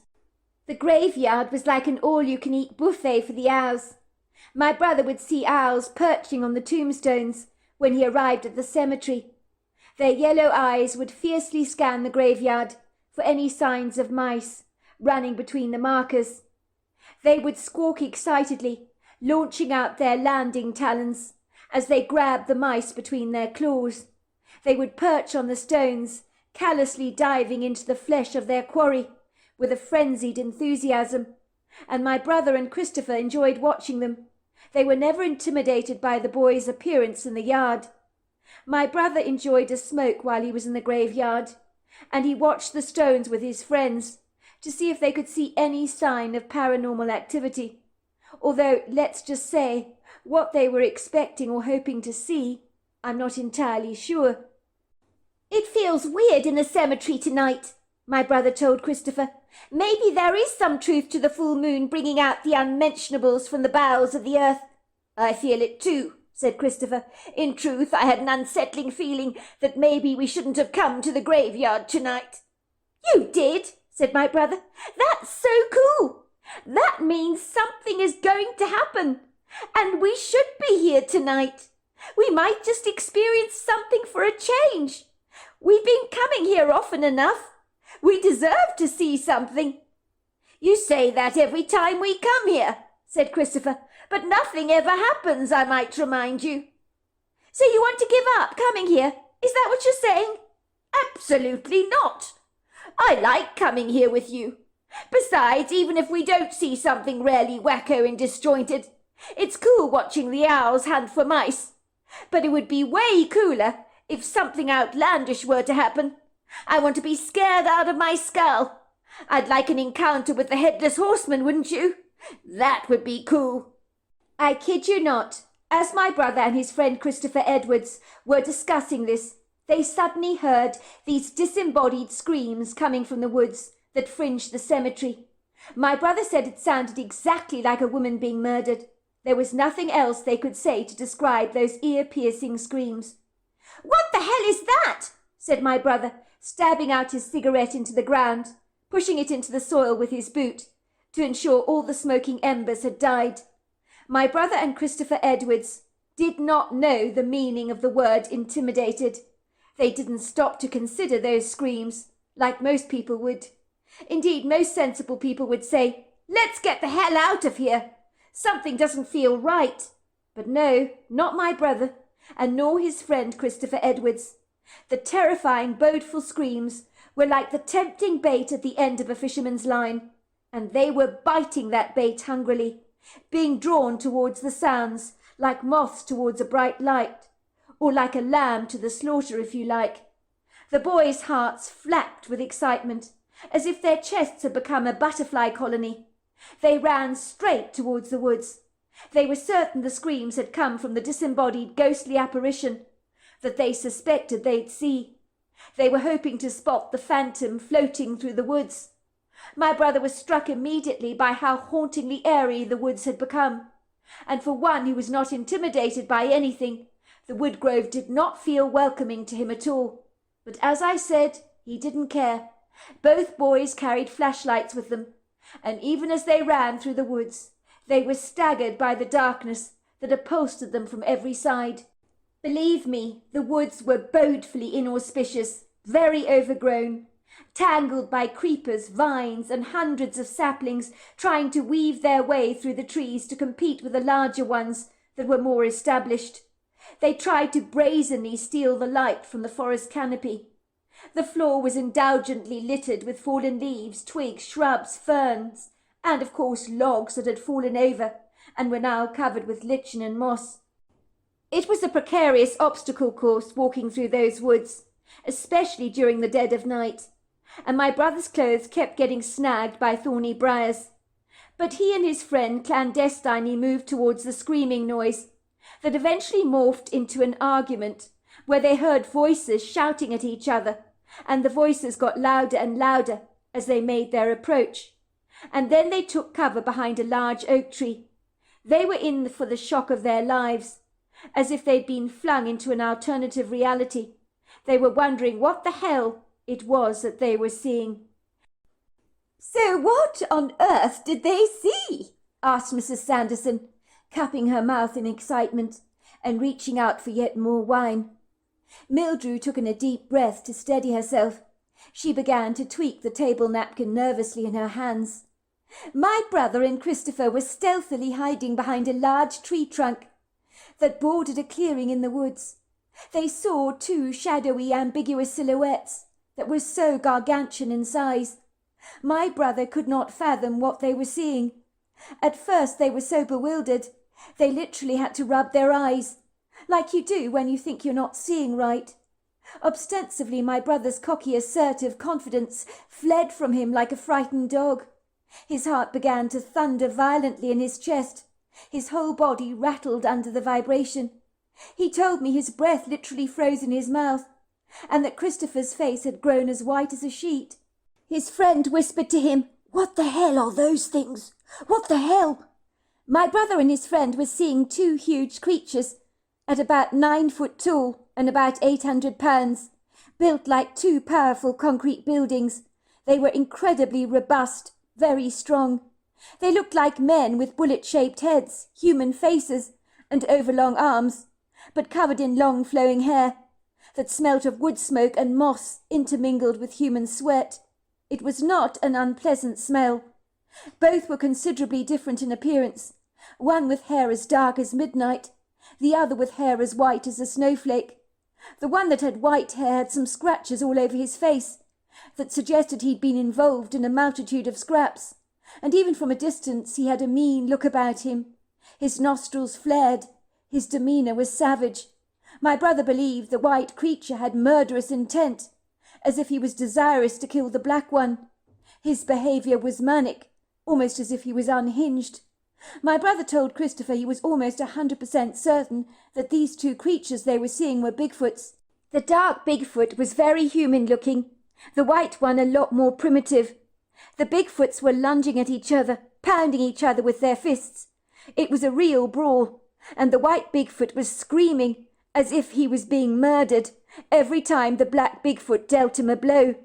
They were formidable, screeching furiously at each other. They were definitely both male, as the testosterone in the air was palpable. They began shouting at each other like humans do. They spoke in a strange language. They were bickering about something like two men arguing about a car parking spot at the mall, and who saw it first, although it was much more serious than that.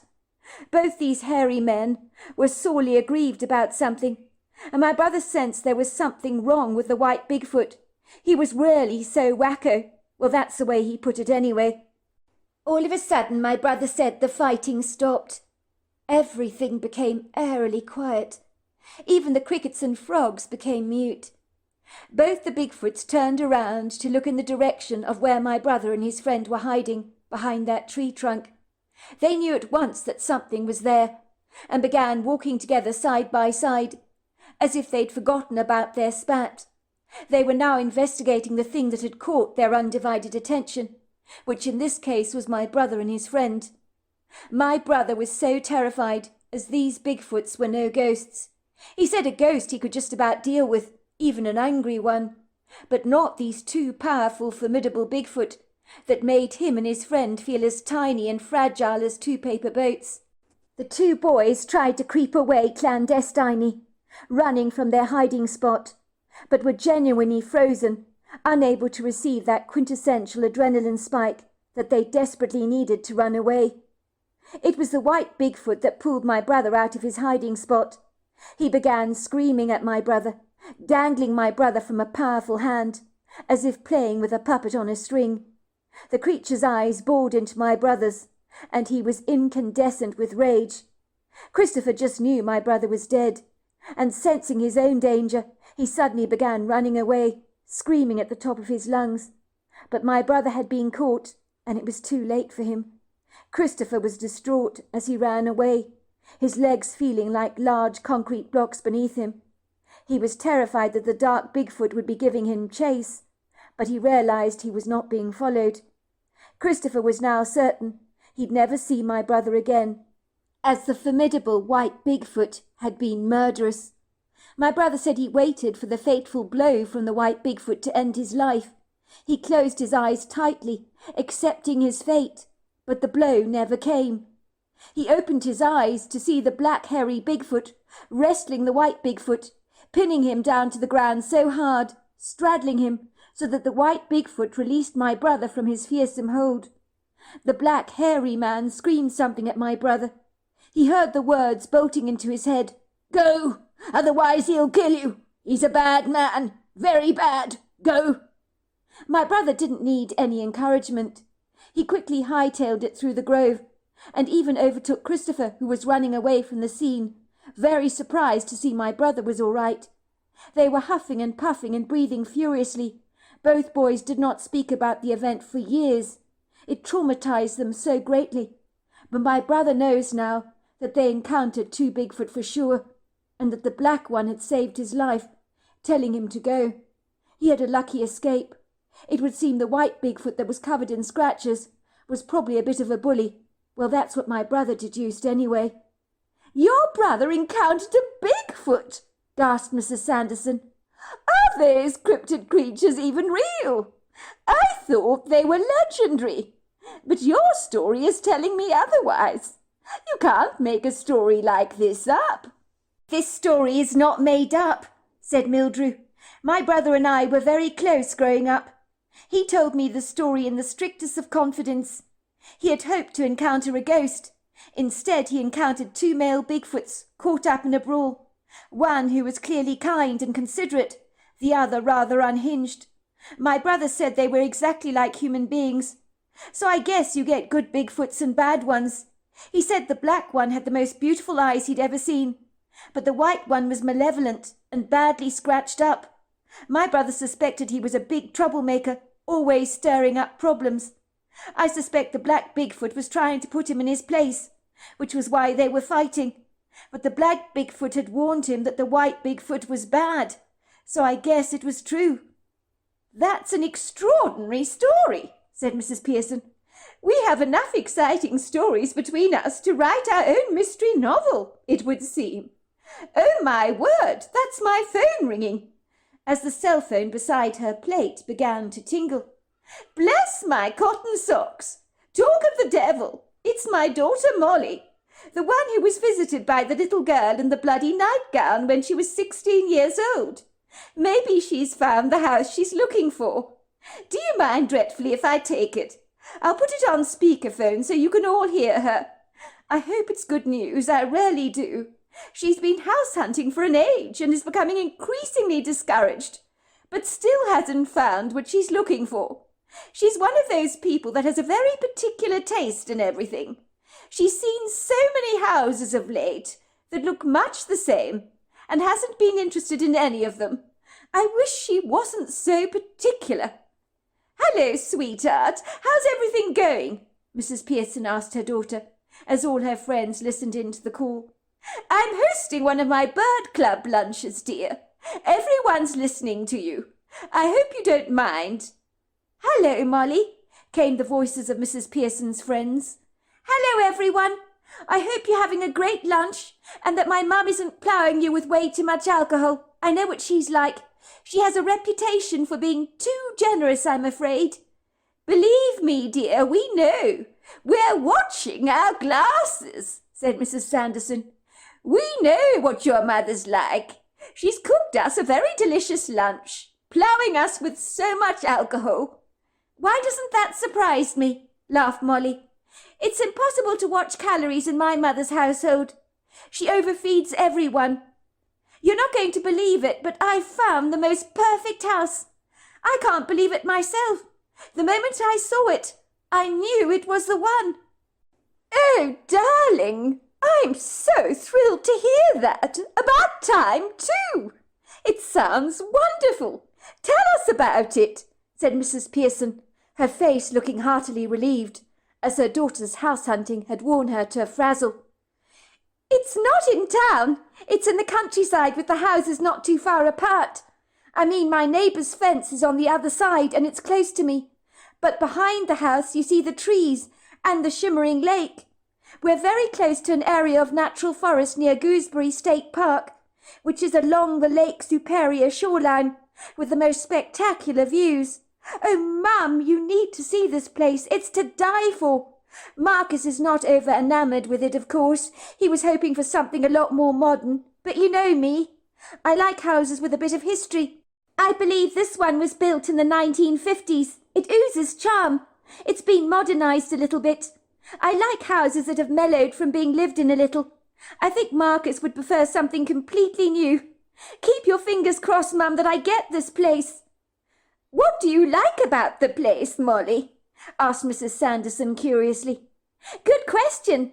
I know it sounds strange, but I think when I saw the house for the first time, I had the feeling as if I was coming home. I've been house hunting for ages, you see, and even as we drove down the drive, everything felt absolutely right. It was like a déjà vu experience, if you know what I mean." "I do know what you mean, young lady," said Mrs. Sanderson. "It sounds as if you found for yourself a house that is obviously meant to be." "Thanks, Mrs. Sanderson. I appreciate that. I hope you're right, but I've got a good feeling about this. I really have." Molly's account. "My husband Donny was not best pleased with me. I think he thought I'd have found the right house for the two of us to live in by now.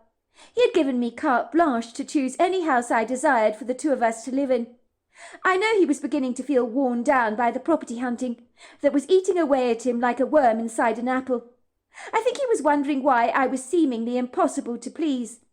I'd never been a high-maintenance sort of woman, demanding very much from my husband, but house hunting had become like a thorn in our sides. Every time we were shown around a property, it was never right for me, even if on the surface it looked so perfect. To be fair, Donny would have been happy to live in the vast majority of houses we had overseen. Don't get me wrong, some of them were very pleasing indeed, but a cheeky little voice whispered in the back of my head, "This is not the right house for you," and I trusted my instincts at once. I could see the estate agent, Mrs. Sollyman, whom had been showing me around a number of houses, was almost losing patience with me, sensing that I was the stumbling block that was preventing the advent of an easy sale for her. She was trying to hide her feelings well for fear that a sale might slip through her fingers, like butter, if she offended me in any way. I'm a big girl, and I'm not going to allow being offended by someone to put me off buying a place if it's the right property for me. But I didn't tell her that, of course. When we first met Mrs. Sollyman, she had a smile on her face so wide, I'm actually surprised her jaws did not crack from the effort, or she didn't get fatigue from wearing a smile for the entire day like that, rather reminding me of women in the 1800s who wore painfully tight corsets in order to keep their waists as tiny as possible. Ostensibly, after showing us countless houses, the smile on her face faded as fast as a dying flower in a vase. Her shoulders slumped, and her straightened deportment seemed to wither, so she resembled a weeping willow tree, rather than a tall, proud pine tree. I've shown you around a number of properties around the Lake Superior area, she said to me, with a wariness to her voice that made her sound as if she'd run the Boston Marathon. Some of those houses I've shown you are in remarkably good condition, highly sought-after lakefront views. But why is it you don't like any of them? What am I not getting?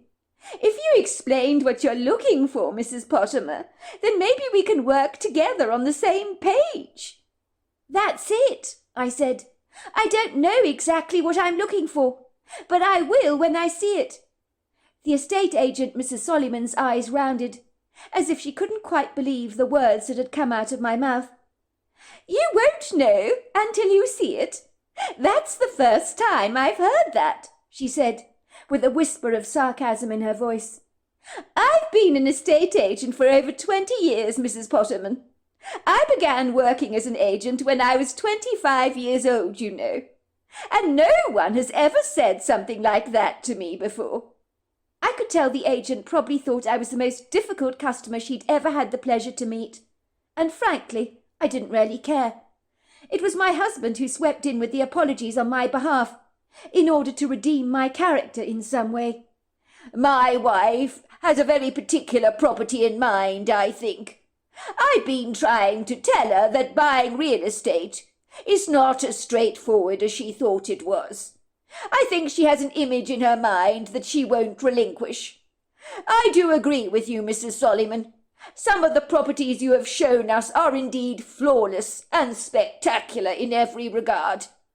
But as you can appreciate, I have to keep my wife happy. If she doesn't want the place, then I can't argue with her on that one. But I assure you, she is not intending to be difficult. The estate agent gave him a sympathetic, you poor thing kind of look. You've got your hands full with such a difficult wife to please. In truth, I'm not a difficult person, even though I certainly gave off that impression to Mrs. Sollyman. It is so easy to misinterpret someone's character, based on the way they might be behaving at the time. But Mrs. Sollyman had me all wrong, even though I suspect she had pigeonholed me on her short list of her least favourite customers.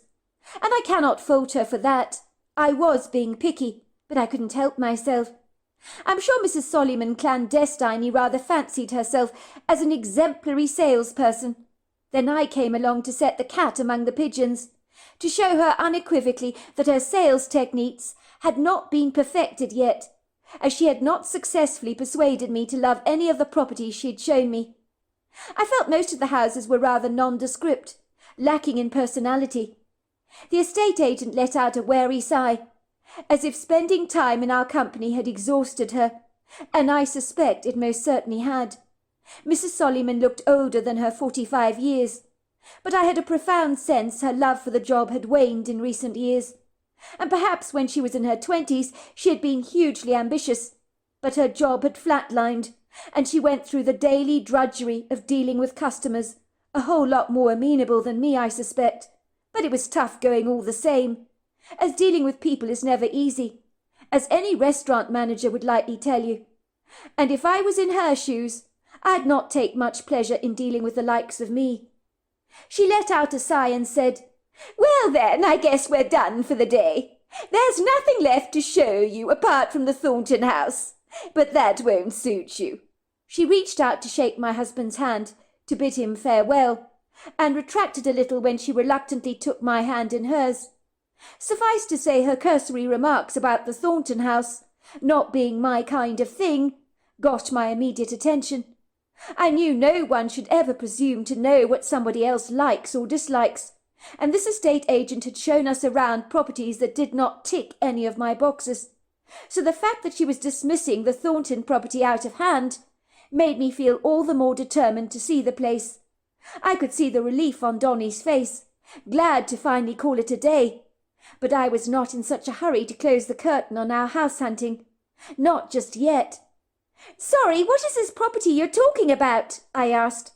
"Oh, the Thornton house. It won't be your kind of thing, I'm afraid," said Mrs. Sollyman. She waved her perfectly manicured hand dismissively in the air. "You will hate the place. It's really not worth your time or energy to even go and see it. It's got beautiful views, many of them blocked out by a plethora of trees that will require cutting to enjoy those views again. The place is old, if you know what I mean. Caught up in a bit of a 1950s time warp.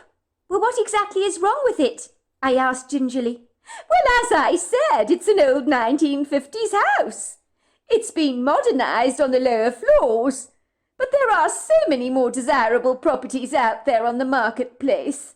So much superior to this one. This is like a poor cousin compared to some of the illustrious properties out there on the marketplace. And with your generous budget, you can afford to be rather picky. Yes, it's been modernised a bit, but it does feel old. It would be like purchasing an old cart horse that hobbles around the farmyard, compared to a brand new stallion in the prime of its life, if you know what I mean.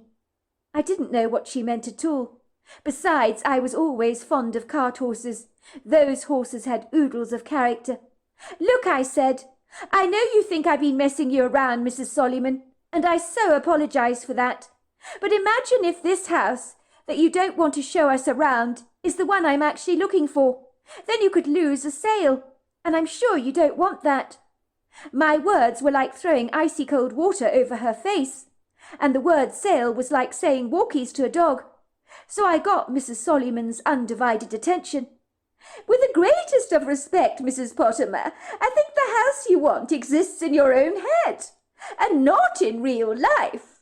I don't mean to be rude, but if it makes you feel very happy, I would be delighted to take you around the Thornton property. But I do have to warn you, I think you're going to be bitterly disappointed. Old houses built in the 50s, well, they are inferior to houses that are built now, in my humble opinion. Of course, you can decide that for yourself when you see the Thornton property. You can follow me in my BMW. I'll take you there right now. Why is it that all estate agents appear to have silver BMWs? Donny asked me, with amusement in his voice, as we followed Mrs. Solomon, the estate agent, in my husband's robust Range Rover, to the Thornton property. Her silver BMW teetered down the road, like a reluctant woman on high heels, as this road was not asphalted or smooth, but a bumpy dirt road, filled with potholes that had become like miniature ponds, filled to the brim with water from the recent rainfall. Mrs. Solomon probably didn't like getting her silver BMW dirty, despite the fact she did her damnedest to avoid getting it sprayed with muddy splatters, but to no avail. The panels of her perfect shiny car were now dappled with mud, so her silver BMW did not look quite so silver any more. I hope to God, sweetheart, that you like this place we're going to see now, said Donny gingerly. Mrs. Solomon will have got her silver BMW messed up, for nothing on your account, if it's not to your liking, that is. And that kind of makes me feel very bad for her. When she gets home after an exhausting day showing us around various properties, she'll have to wash her car, thanks to us. I made an insouciant face. It's tough, I said, but it's her job to handle difficult clients like us and to go around and around the mulberry bush showing people properties. Isn't that what she's supposed to do? No one's forcing her to be an estate agent, are they? Now you're not being fair, nor are you being kind, said Donny. Some people do the jobs they do for the money, as I do mine. I'm one of the fortunate ones because I enjoy what I do, but others aren't quite so lucky. I feel sorry for Mrs. Solomon. She looks weathered, tired from her job, and you're not making life for her any more easy. I'm not being unkind, sweetheart, but I feel as if we're going around and around in circles, finding a house for ourselves. Mrs. Solomon is absolutely right. We have seen some incredible properties that she has patiently taken us around, yet none of them are good enough for you. And it's driving me potty, sweetheart. You're going to have to make your mind up sooner or later. Let's just say looking at houses is now wearing me to a frazzle. I'm completely exhausted by this venture. I'm so sorry, Donny, but I know the house I'm looking for is out there. I feel it in my bones. I really do. It was through a very narrow injection between these tall, lofty evergreen trees with needled boughs that we drove down a slender dirt road, which opened out into a wide clearing, and that was when I saw the house, and in that moment I felt I'd come home. "This is the house!" I told my husband excitedly. "This is the house I've been looking for! I feel as if I'd come home, Donny! Oh my goodness, we found it, Donny! I'm so excited!"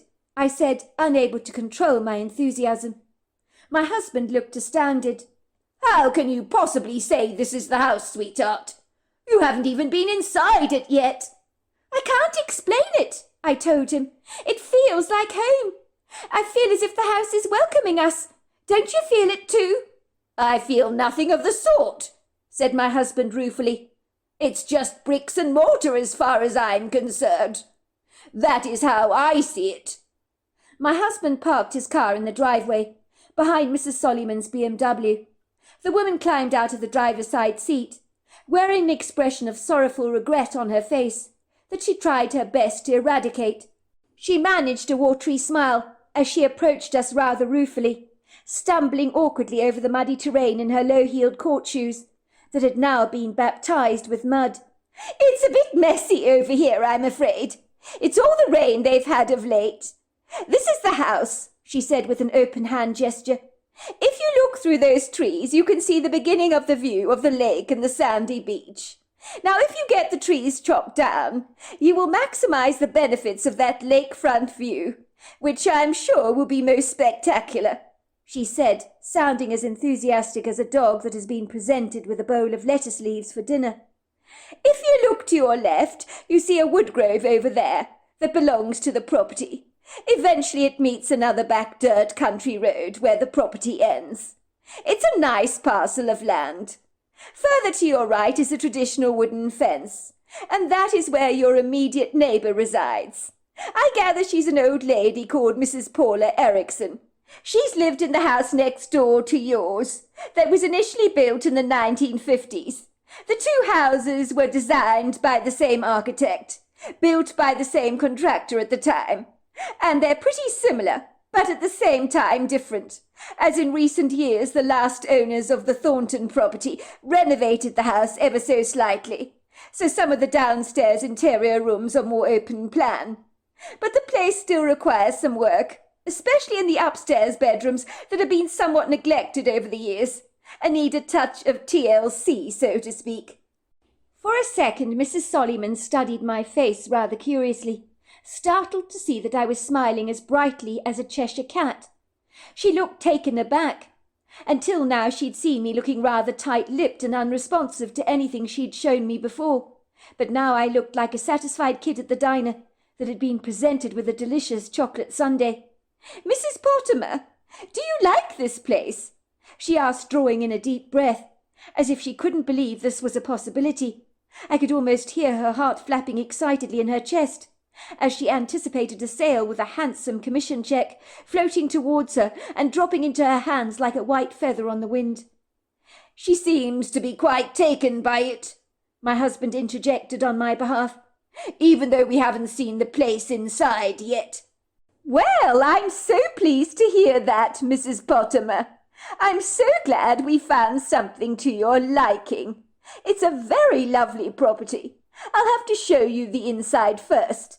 I like it because I feel as if I'm coming home.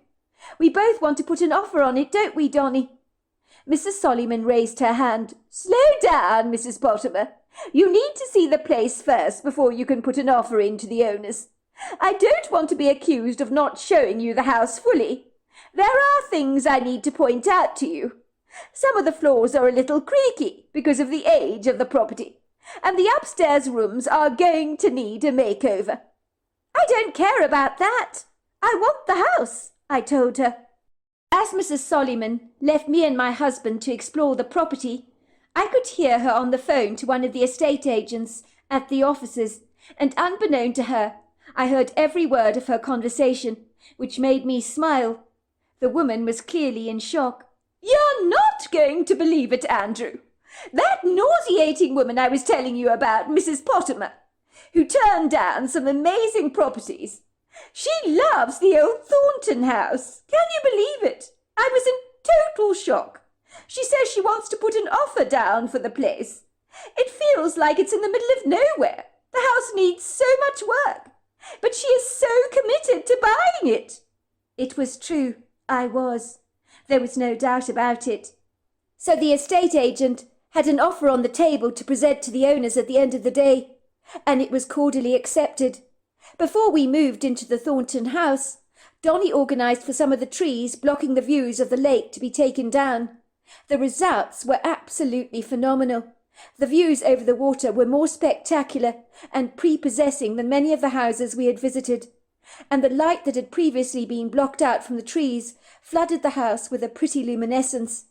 Even Donnie was pained to admit that I had chosen wisely and seen the great potential of a house that had very good bones, and was probably better constructed than some of the houses you buy today, that sometimes compromise on using the highest quality building materials to cut down their costs.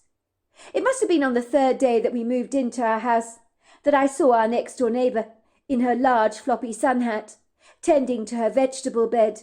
I waved at her, and she hurriedly came over to me, with a warm smile on her face, and I knew at once that I liked her, which was a relief, as when you buy a house, you cannot always choose your next-door neighbours. It would seem me and Donnie got very lucky, as Paula Eriksson was an endearing old woman that I naturally warmed to at once. It was very good to know that we had one close next-door neighbour. I always found that oddly reassuring. Someone you can pop over to have a chat, or to borrow a cup of sugar if needs must. "Hello, my dear. You must be our new next-door neighbour. I was wondering who'd move into the Thornton place. My name is Paula Eriksson. Who might you be?" "My name is Molly Pottimer. My husband's name is Donnie. It's the two of us that have moved into the house at the moment. But in the future we're hoping to have children." "How lovely! You're both so terribly young, with your whole life ahead of you. It'll be nice to have children on that property again. The most recent owners were an old retired couple, but the time before that was a young family with children. But that was a long time ago. So the children are probably twice your age by now. Doesn't time fly? It reminds me of how dreadfully old I'm becoming." "I understand from the estate agent, Mrs. Soliman, that you've lived in the house since it was first constructed." "That's right, my dear. I was a teenager. I was about 14 years old when I was living in this house that my father bought. It was constructed on this large plot of land, designed by an excellent architect, I believe, in the 1950s. So yes, I've lived here for a rather long time, because my father left it to me in his will. I knew the original owners, the Thorntons. They had 4 kids, 2 boys and 2 girls. But it's so tragic what happened to little Jackie Thornton. But dare I say the estate agent must have told you all about that, I'm most sure." "About what?" I asked, perturbed. "Oh, you don't know," said Mrs. Eriksson. "Well, maybe the estate agent didn't feel it necessary to tell you about it, because it happened outside the property an awfully long time ago. It's probably not relevant anymore." "What happened outside the property?" I asked. "I don't think I should tell you, dear, because you might find it rather distressing." "Please tell me. I'd really like to know, Mrs. Eriksson." "Very well, then. Mrs. Thornton accidentally ran over her little child, Jackie, who was about 7 years old at the time. Wee little thing she was. Mrs. Thornton had her children terribly young. She was about a year older than I was. Her first baby she had at 15, I think. Then Jackie came along when she was 21 years old. She wasn't really mature enough to be a mother, you know. It was overwhelming for the poor thing. It was 1973, I believe, when the tragedy happened. She was leaving the property for some bizarre reason in the very early hours of the morning. It was about 2-something, I believe. I think her daughter just ran out in her white nightdress in front of the car to retrieve her teddy bear. The girl was killed instantaneously. Mrs. Thornton ran her over. It was a tragedy. I don't think the Thorntons recovered from what happened. I ran out of the house because I heard the commotion. I heard the screams. That poor little girl. Blood all over her white nightdress. It was too terrible for words. They sold the house at once, you know. They still live around the Lake Superior area, about 10 minutes away from here. I just don't think they could continue to live in the property where a tragedy like that had occurred. Mr. Thornton tragically died a while back from emphysema, you know. But I still see Mrs. Thornton around in town from time to time. But I don't think the woman's ever been the same since that grievous accident. I guess it gets quite lonely living in the big ranch-style house she lives in now. But her daughter Sylvia lives with her by all accounts. And they're very close, you know. Sylvia never married, you see. I'm not sure why. I've always found her rather aloof and unapproachable." "What a story!" I said, looking aghast. Oh dear," said Mrs. Erickson, straightening her sun hat. "I probably shouldn't have told you about the accident, my dear. It happened a long time ago, before you were even born. I don't mean to upset you, but I thought it was wise to tell you what occurred, in case you hear it from somewhere else. You've moved into such a beautiful location, so don't let an unsettling story like this displace you." I smiled warmly at Mrs. Erickson. "Don't feel bad," I said. "I'm glad you told me. It's tragic, though, but I won't let that put me off this house." "It is tragic. I do feel dreadfully sorry for Mrs. Thornton, as I was saying. I can't imagine how the poor woman must have felt. She had her hands full with those kids, you know. Was absolutely exhausted, she was. I don't know how it would feel to be a parent and accidentally run over your own child. People sometimes do it with their pets, and it's hard to forgive yourself for that. But when it's your own child, it's a very different story. Mr. Thornton was a wonderful man, you know, so loyal and devoted to his wife. He was devastated to lose little Jackie, but he rigidly stood by his wife, never blaming her once for the accident. People around here respected him for that, you know. A very good man. And it was a nice family, too. But after Jackie was born, that little girl was one big bundle of energy. And I do remember Mrs. Thornton describing her as very hyperactive. I had that girl over to play one afternoon. Well, my mother did, let's just say, and I helped out. I was shattered, let me tell you. That girl was hard work. Jackie never settled down. She wasn't easy for the poor Thorntons. They found her a handful. Even my own mother said that she was very glad I didn't behave like her when I was little. Anyway, let me get back to my vegetables. They won't water themselves. You're so welcome to drop around to my house any time you like, my dear. I talk about old Mrs. Thornton rattling around in her big house with her daughter Sylvia, but I'm doing much the same myself, so I always appreciate good company. One of my children lives in Montreal in Canada. The other is living in Albuquerque, New Mexico, so I don't get to see them terribly often. But I've got my 3 cats, and they keep me busy all the time.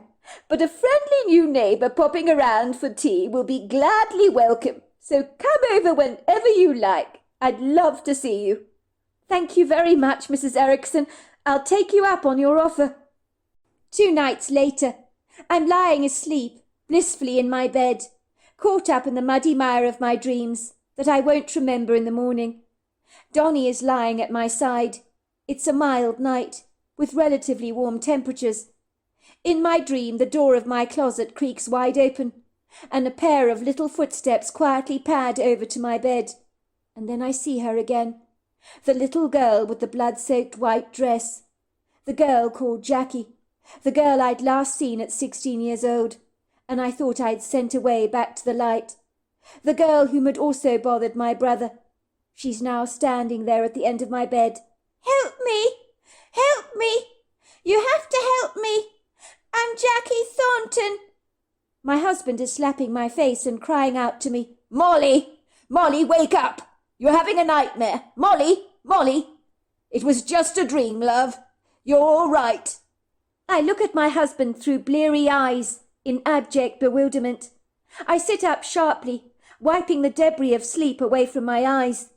My heart is booming away in my chest like a drum. Sweat is breaking out on my top lip. I'm not sure it was a dream, Donnie, I say. The girl that appeared to me in the blood-soaked white nightdress when I was 16 years old is back again. She's haunting me, Donnie. I'm not joking. The pieces to this puzzle are beginning to fit. I think she lived in this house in the late 1960s. She was run over by her mother in the driveway. She wants me to help her. How can I possibly help her, Donnie? How can I possibly help a ghost child? Have you ever heard anything so ridiculous in your entire life? When have the dead needed anything from the living? My husband's face tightened. He looked befuddled. It was a nightmare, sweetheart. Don't read too much into it. What do you mean a little girl living here was run over by her mother in the driveway? What on earth are you talking about? It's true, I told Donnie. Mrs. Erickson, who lives next door. She told me the entire story. She was living next door when it happened. She was young at the time.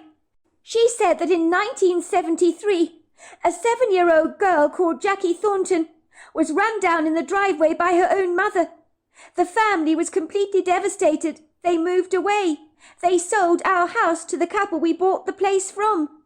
Mr. Thornton died a while back from emphysema, and his other 2 kids left home, according to Mrs. Erickson. But now she lives not too far away from here with her daughter Sylvia, who's never been married.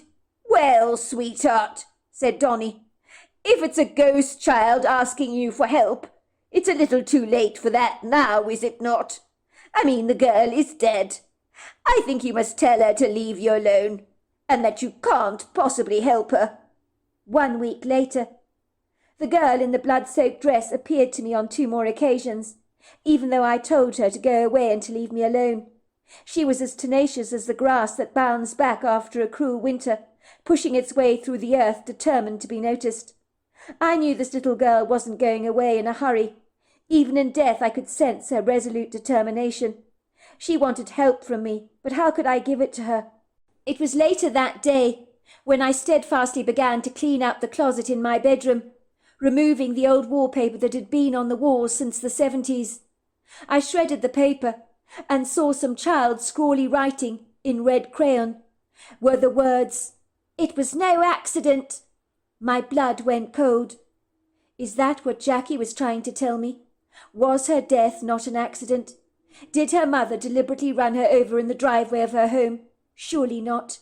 I glanced down at my cell phone, and the time on my caller ID was 2:32, and a chill ran down my spine. 2 weeks later, I carefully parked my white Hyundai at the edge of the woods. I wasn't sure exactly what I was doing, but I was doing it anyway, almost as if I'd been propelled to come here. If I was persuading myself that I was a sleuth, well, that was rather far-fetched. If Mrs. Thornton had deliberately run over her daughter in the early 70s, when Jackie was 7 years old, I needed to find out about it. But spying on her was unlikely to give me the answers I was looking for. But for some reason I felt propelled to do this. I guess I wanted a bird's-eye view of what she was like as a person, get a sense of who she was before I made my next strategic move, whatever that was supposed to be. I didn't even have the answer to that question. If my husband Donnie could see me now, he'd have been appalled that his wife was almost playing peekaboo in the woods. But approaching Mrs. Thornton's house through the woods, going the back way, I felt would give me the perfect view onto her backyard. I was envisaging Mrs. Thornton to be a monster. I mean, anyone who runs over their child on purpose is not fit to be called human, right? I knew I needed to confront her in some way about what she'd done to her daughter all those years ago. I think the little girl Jackie wanted her mother to admit what she had done. That was why I assumed she was seeking help from me from beyond the grave. As to why Jackie Thornton had singled me out to help her, I could not be sure. The road I found myself on was one of those dead-beat narrow dirt roads, even more sequestered than the back road to our property, and there were tall lanky trees clustered together in tight congregations of quaking aspens, with white tree trunks and rounded yellow or greenish leaves, intermingled with hawthorn bushes, honeysuckle, and a plethora of hazelnut trees, growing wildly in this eclectic mix. I parked my car and cautiously made my intrepid journey into the woods. The paths were wildly overgrown, with a tangle of thorny briars brazenly crossing my path, too many times to count, and very often I stumbled across fallen tree trunks covered with both moss and lichen, but I didn't allow that to put me off. As I had expected, there wasn't a solitary soul in sight in this woodgrove, but with unfriendly, overgrown trails like this, that was not exactly a surprise to me. Yet despite my sashaying through the woods like this, for some incongruous reason, I felt as if I was not alone, as if eyes were burning into the back of my skull, like an itch I wanted to scratch. But when I turned around to look behind me and over my shoulders, no one was there. The feeling of being watched sent inauspicious prickles descending down my spine. But I told myself it was the quaking aspen trees. These trees move on their own, hence the name.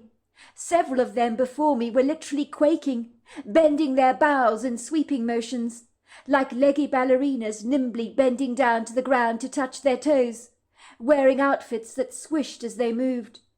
There was a still breeze blowing, making the trees even more ebullient than usual. They swung their branches noisily. Their leaves rustled in the wind, as if hundreds of feisty cheerleaders with their pom-poms were encouraging me to move ahead with my mission at hand, whatever that was supposed to be. It was almost as if they were whispering to me, "This way, this way, this way." My lightweight walking boots grazed the uneven ground that was liberally bespeckled with grassy patches and low-lying shrubs. The woodgrove was immense. I felt as if I was caught up in some kind of tangled obstacle course.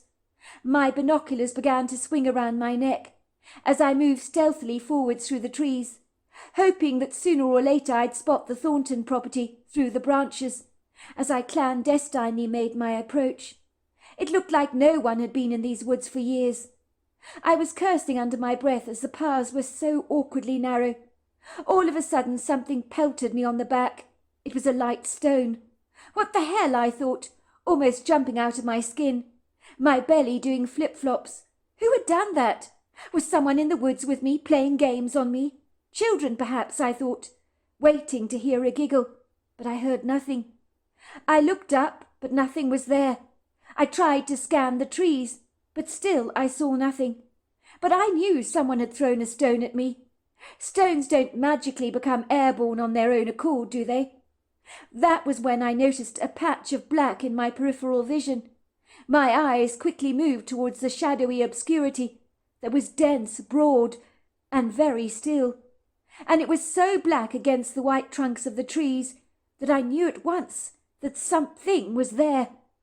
In a trice, I observed a huge bullet-shaped head with ponderous shoulders, peering at me very shyly from behind a white withered tree trunk that was bent over at odd angles, its monumental branches hunched to one side, like a very old man who couldn't stand up straight.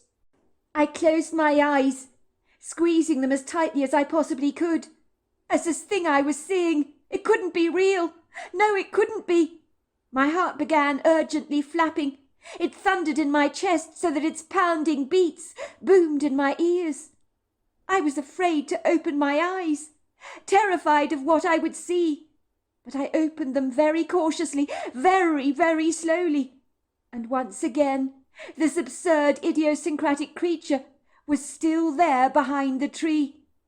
It gingerly moved away from the tree and stood before me, larger than life, only 5 feet from where I was standing. It was so close to me I could hear its shallow breathing and see its nostrils tweaking as it breathed, and the jaws of the creature seemed to relax, its lips almost turned upwards into what I might describe as a smile, but I couldn't be too sure about that. This was too much for my brain to assimilate, far too much to digest. I wanted to regurgitate what I was seeing, like purging the excesses of a rather unsavoury meal. I wanted to pretend that this thing was not there, to will the image away. So I hurriedly closed my eyes again, begging for the image to leave me. But I heard a voice in my head saying, "Get over it. I'm real. We have work we need to do. I'll show you the way through the woods. The little girl has waited long enough for you to help her, so don't procrastinate now." I opened my eyes wide, and I looked at the creature standing before me. I realized it was a Bigfoot. I should have been terrified, because it was breathtakingly huge, so powerful, robust, strong. And in its presence I felt as tiny and as inconspicuous as a mouse. This Bigfoot could have flung a fist at me, and I would almost certainly be dead.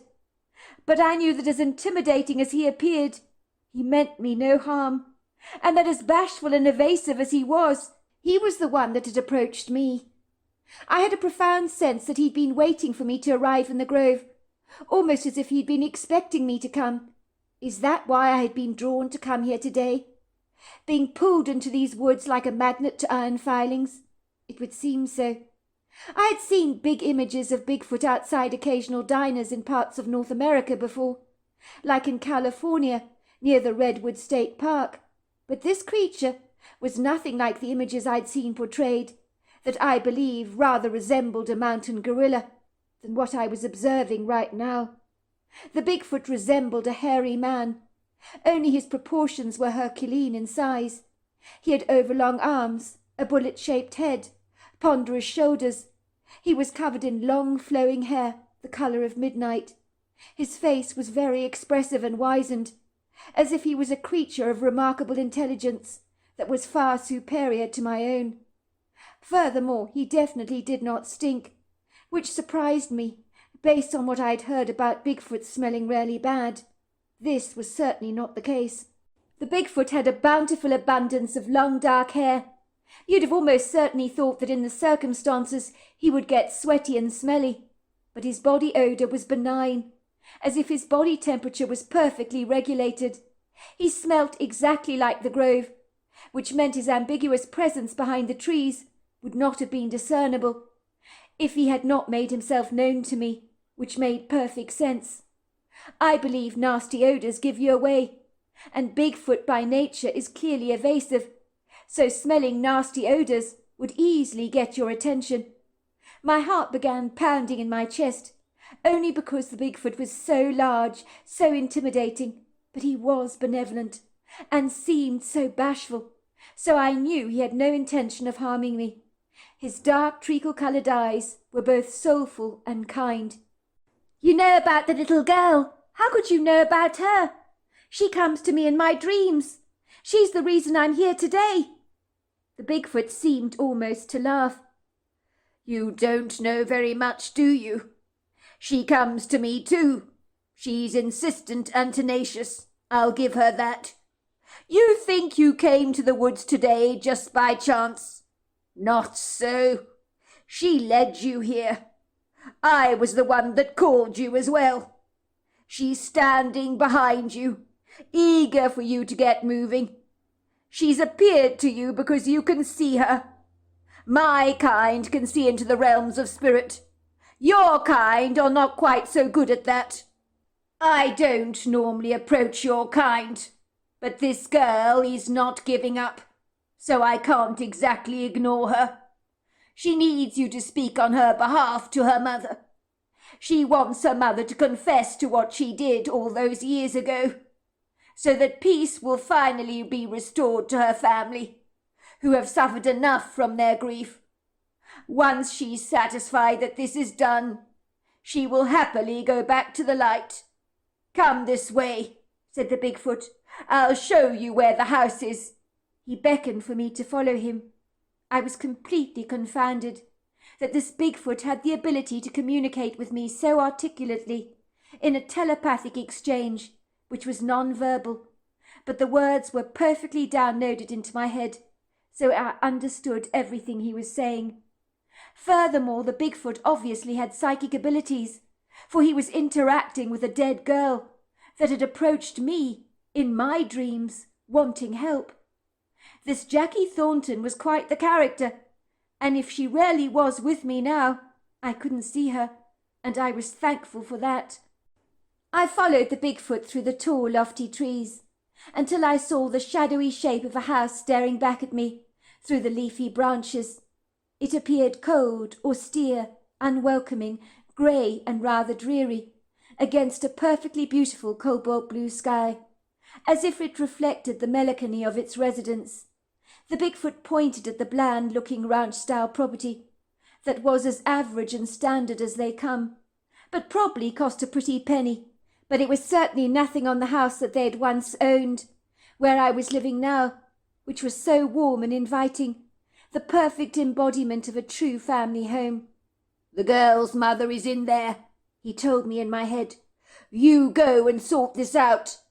I was amazed that he continued to speak to me telepathically, but when he did so, he appeared to be mumbling, and I was certain I picked up some strange language he was speaking. "But I can't go in there," I told him. "You can," said the Bigfoot, "and you must. I will be here waiting for you in the grove. You need to do this for the girl's sake, or she won't leave me alone, nor will she leave you. You have to do this." So there I was, walking through the trees towards the back of the property, where a woman in her 50s was wearing a pair of yoga pants and a grey sweater with the logo on it which read, "It's a dog's life, but someone's got to do it." She appeared to be feeding some hungry chickens outside the back door of the family kitchen. She looked up at me from her bowl of chicken feed, with an expression of surprise on her face. I noticed her dark brown eyes were drawn questioningly to the binoculars hanging around my neck. I observed a scowl developing on her face. Should I pretend to have been bird-watching? But that would not excuse my trespassing on her property, even if I had run into America's rarest bird, the California condor, or the ivy-hooded woodpecker. Did I actually have an excuse to explain my unfathomable presence on her property, as most people would visit a house by the front entrance, but not me, it would seem. "And who might you be?" she asked, her eyes narrowing suspiciously as they swept from my boots up to my eyes. Her neck stiffened, and her slouched body straightened up, as if to make herself appear bigger and more intimidating. "You came through the woods, not the front way. What on earth are you doing on our property? Are you spying on us by any chance?" she asked, her eyes pointingly resting on my binoculars. "No, nothing of the kind," I said apologetically, suddenly feeling the blood rushing from my chest up to my neck and all over my face. As the truth was, I had intended to spy on this woman and her mother, until the Bigfoot had persuaded me to go straight up to the property. But no one expected you to enter their house via the back way, like I had done. "Actually, I'm here to have words with your mother, Mrs. Thornton. She does live here, does she not? I got your new address from Paula Erickson." The woman's face suddenly softened. "Paula Erickson? Oh, my word! Now that is a blast from the past. She used to babysit for me when I was a little girl. My family lived next door to her. Lovely lady she was, lived with her parents in the house. I remember her mother spoiling us rotten when we lived back there in the good old days. I was a little girl back then, but I vividly recall the house where we lived. It was a special place. Spectacular views over the lake. Mrs. Erickson's mother would always make us homemade lemonade and cookies. Paula used to babysit for us when we were little, so a friend of hers is a friend of ours. We have seen her in town from time to time, but I think I last saw her about a year ago. How is she doing? I hope she's doing well." "You'll be glad to know she's absolutely fine, doing very well. You must be Sylvia Thornton. Mrs. Erickson told me about you and that you live with your mother here." "That's right. Mrs. Erickson appears to have told you quite a lot. Who might you be?" "Well, I'm the new owner of the original Thornton property that you lived in when you were a little girl. The name's Molly Potoma." "What do you want to see my mother about, Molly?" asked the woman protectively. "My mother is not so young these days. She recently had a hip replacement. She's tired, worn out, and exhausted, and I certainly don't want her getting upset about anything." "I do need to speak to her. It is very important." "Very well. If that's the case, you better come through, hadn't you? Follow me through the kitchen door, will you? But word of advice, next time it would be a whole lot easier for you if you came the front way. It's very tricky navigating your way through those woods to get to this house, and frankly, I honestly don't know how you did it. I'm surprised you found your way.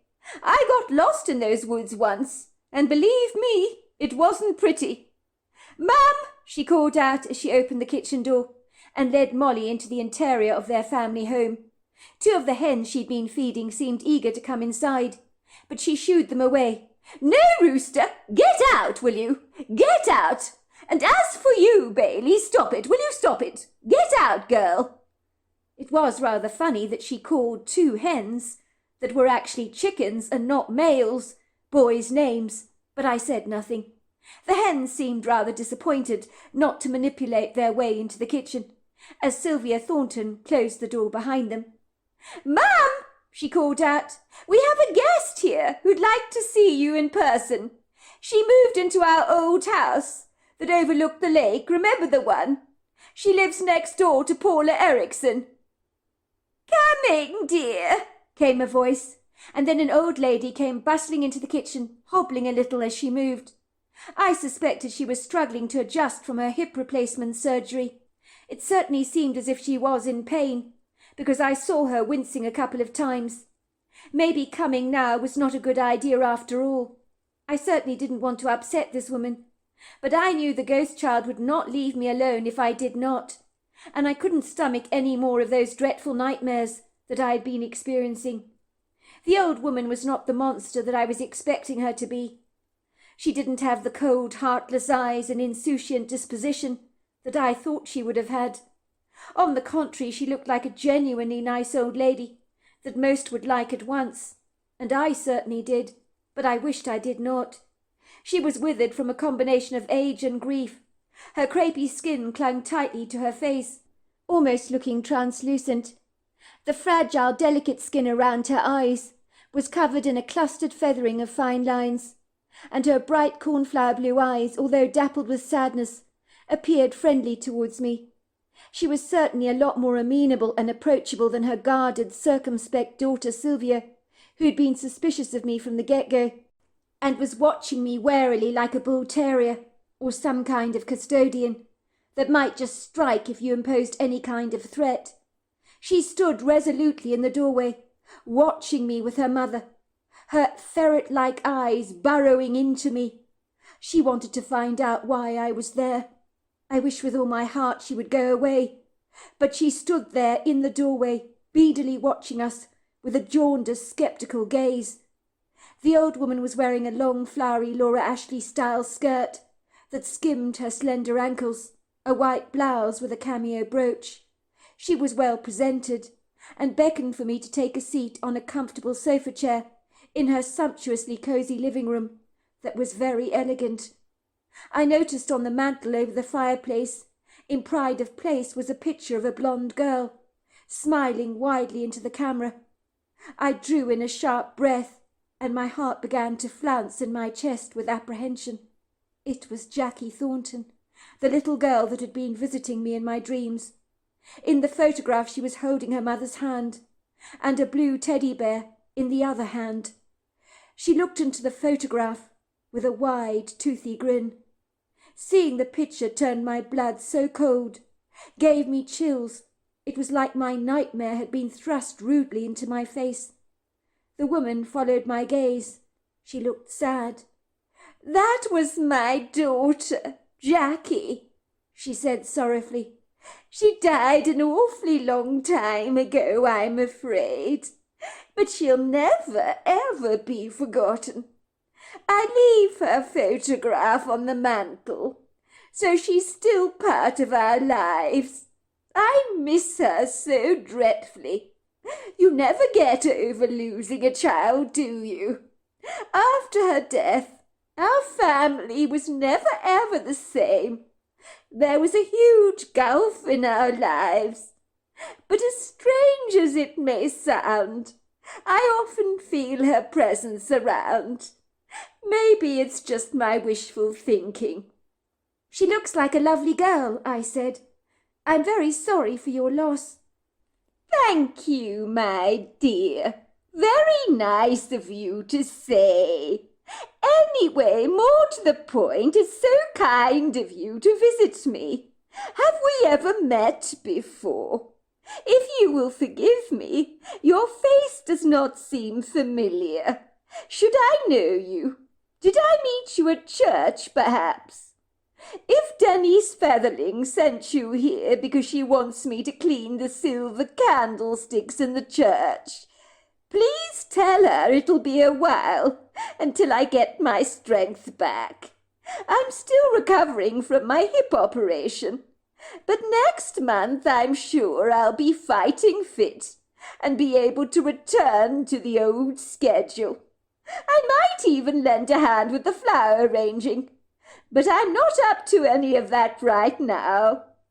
I don't mean to be unkind, but Denise can be a little pushy at times. The woman's in her 30s, you know.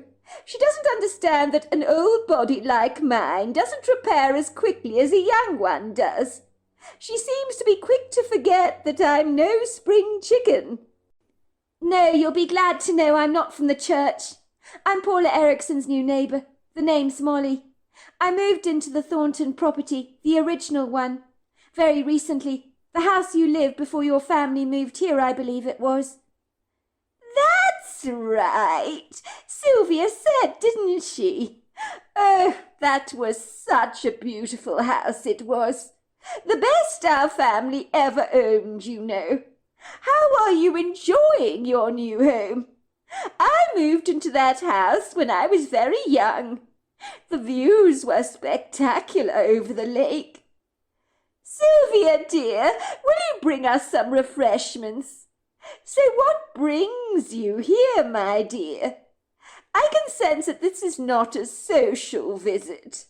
As why would a young lady like yourself be wanting to spend her time with an old biddy like me? Don't sell yourself short, I said. I have many old friends who are your age, and they're interesting people, much more interesting than some of the girls my own age. You learn a lot of invaluable stuff from older people, you know, and my grandparents are the most interesting people I know.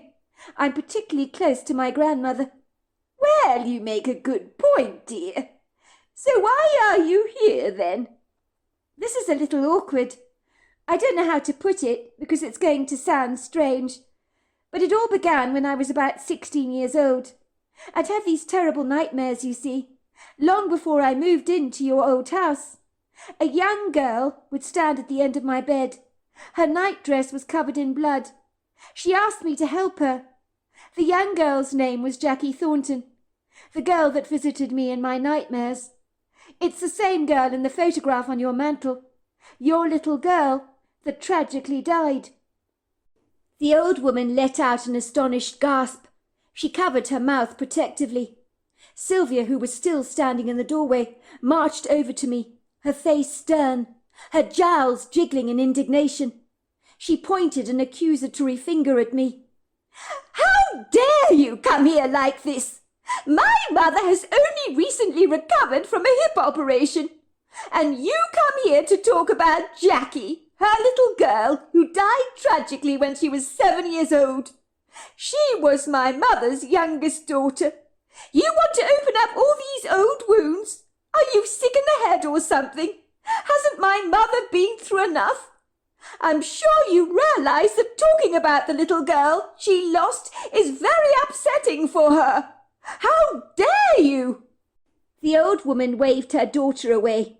Sylvia, you're being dreadfully rude to our guest.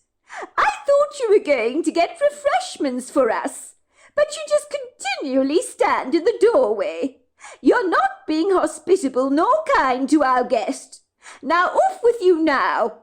I think some homemade ginger beer and some of those delicious brownies you baked would go down a treat.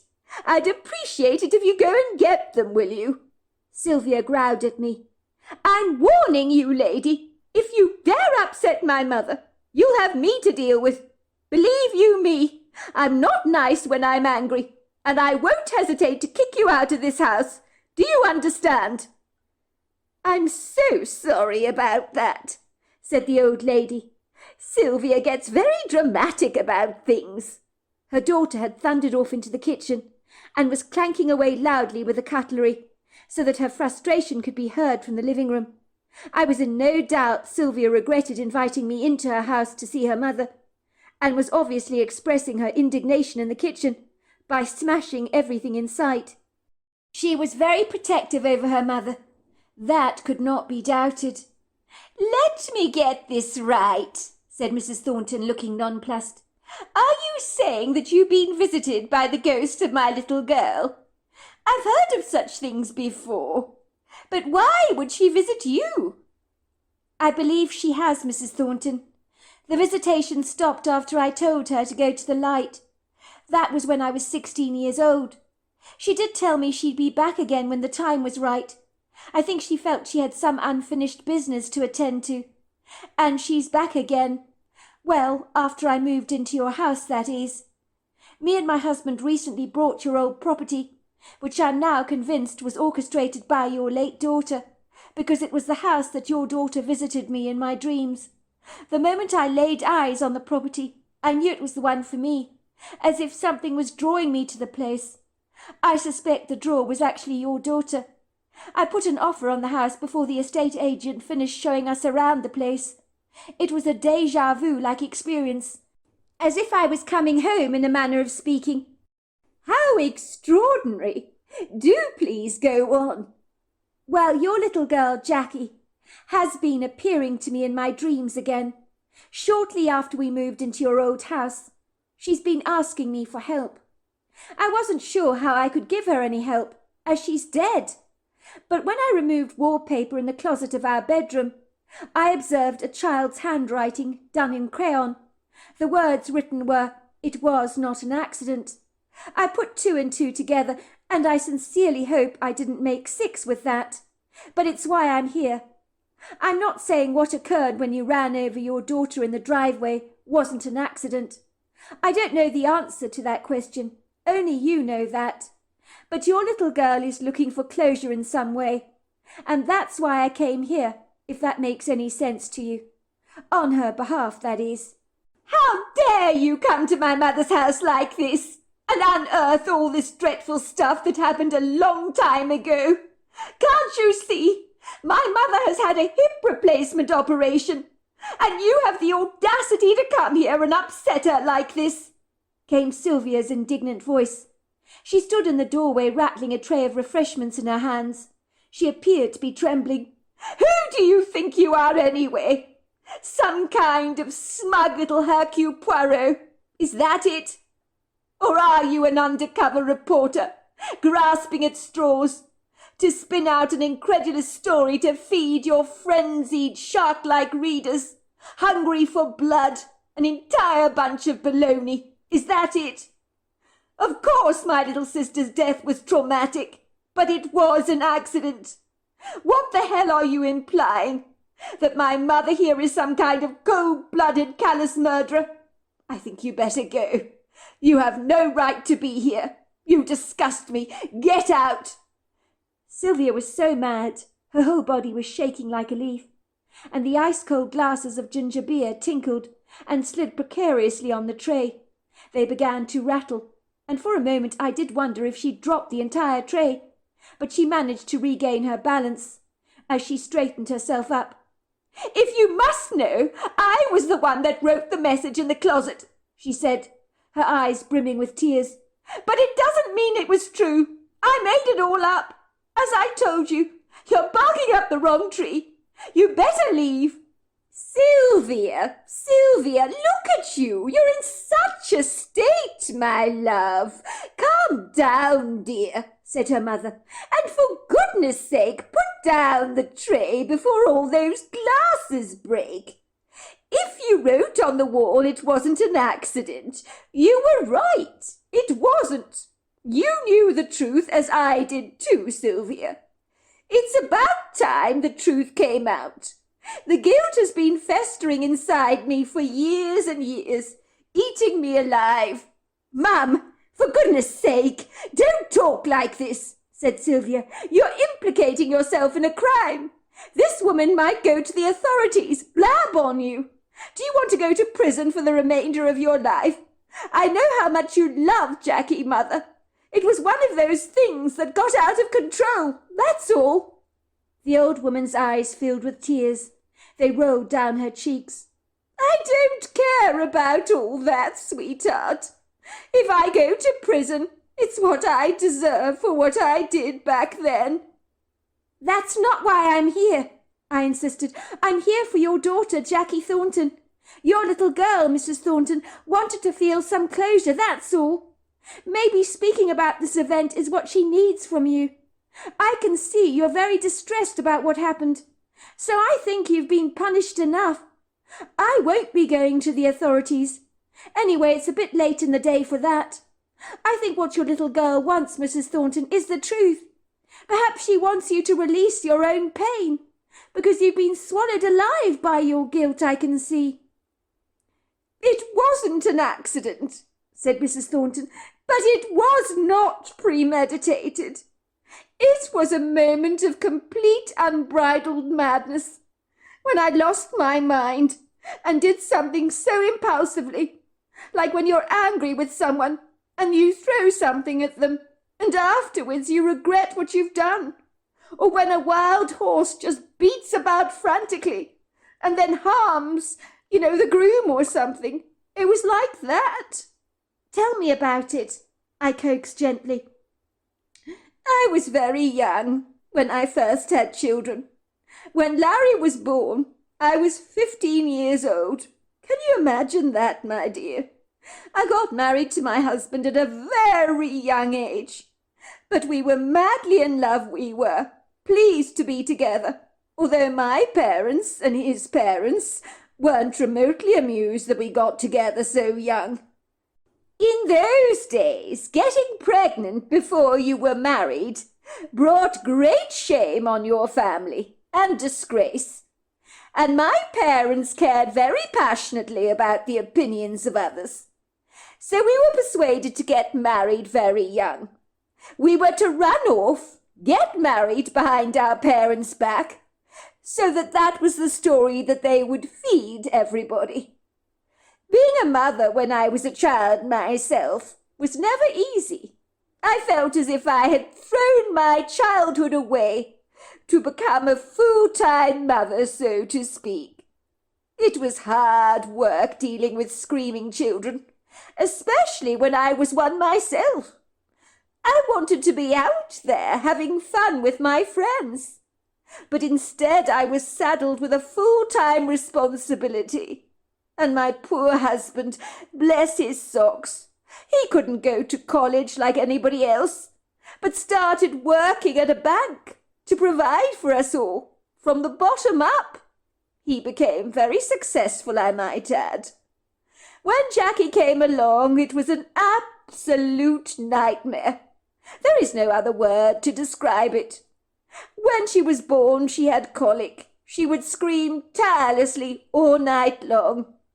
And when she got a wee bit older, and she was a child, she was so hyperactive. Even when we went to sleep at night, she would come into our bedroom and bounce on our bed as if it was a trampoline. She always wanted to play. She was very attached to her blue teddy bear. Wherever she went, the teddy bear followed her. She called her teddy bear Mr. Blue. I felt as if I was barely functioning. My husband was thinking we should recruit help, as Jackie, although a very delightful child who we loved so much, was incredibly demanding. She was an overwhelming child. One day in the middle of the night, Jackie got onto our bed. Actually, it was very early in the morning, I have to say. She began jumping up and down, saying she wanted to play. "Mummy, I want to play. I want to play. Will you play, my teddy bear? Will you play? I want to play. I was so tired. All I wanted to do was sleep. But Jackie refused to stop bouncing all over me. I was so furious. I told her to go to bed at once. But she stamped her foot and said, "But I want to play. I want to play. I'm not tired. I want to play with my teddy bear. Won't you play, Mummy, tea party with me? Tea party?" "Give me Mr. Blue," I said, snatching the teddy bear from her. She was very upset, most aggrieved about that. "I want Mr. Blue. Why are you taking Mr. Blue from? Why are you taking Mr. Blue?" I glared at her, and I told her Mr. Blue is in big trouble for getting me up in the middle of the night, and he must be punished most severely. "Mummy, you can't hurt Mr. Blue. You can't hurt him," she cried. I stormed out of the house in the early hours of the morning. I ran over to my car, throwing the teddy bear on the driveway. My intention was to drive over that teddy bear, to upset my child, to teach her a lesson. But she ran into the driveway and ran towards the blue teddy bear, lying in the drive. And in a moment of rage, I pressed down the accelerator, running over the teddy bear and continuing to run over my child. I wanted to shut her up. I wanted the exhaustion to go away. And before I knew it, it was too late. My little girl was dead. What had I done? I couldn't believe it. I was trembling. It was like the most awful nightmare. I remember sitting there in the driveway thinking, "Oh God, what have I done?" I glanced at the clock on the dashboard. It was 2:32 a.m. Fancy noticing a thing like that. I was so devastated to see my child in her white nightshirt, covered in blood. It was the most horrendous sight. She looked like a doll. I began to scream so loudly. I wanted to give myself over to the police, accept responsibility for what I'd done, because I told my husband everything. My husband would not hear of it. He said I was so exhausted, that I wasn't thinking straight, and in a moment of impulsive chaos, I did the unthinkable. He said if he lost me as well, he'd never be able to function properly. So I've lived with this guilt for many years. He said we needed to move on and not to talk about the matter again. But I don't think not talking about it was a good idea, because it is so soul-destroying. I never meant for it to happen.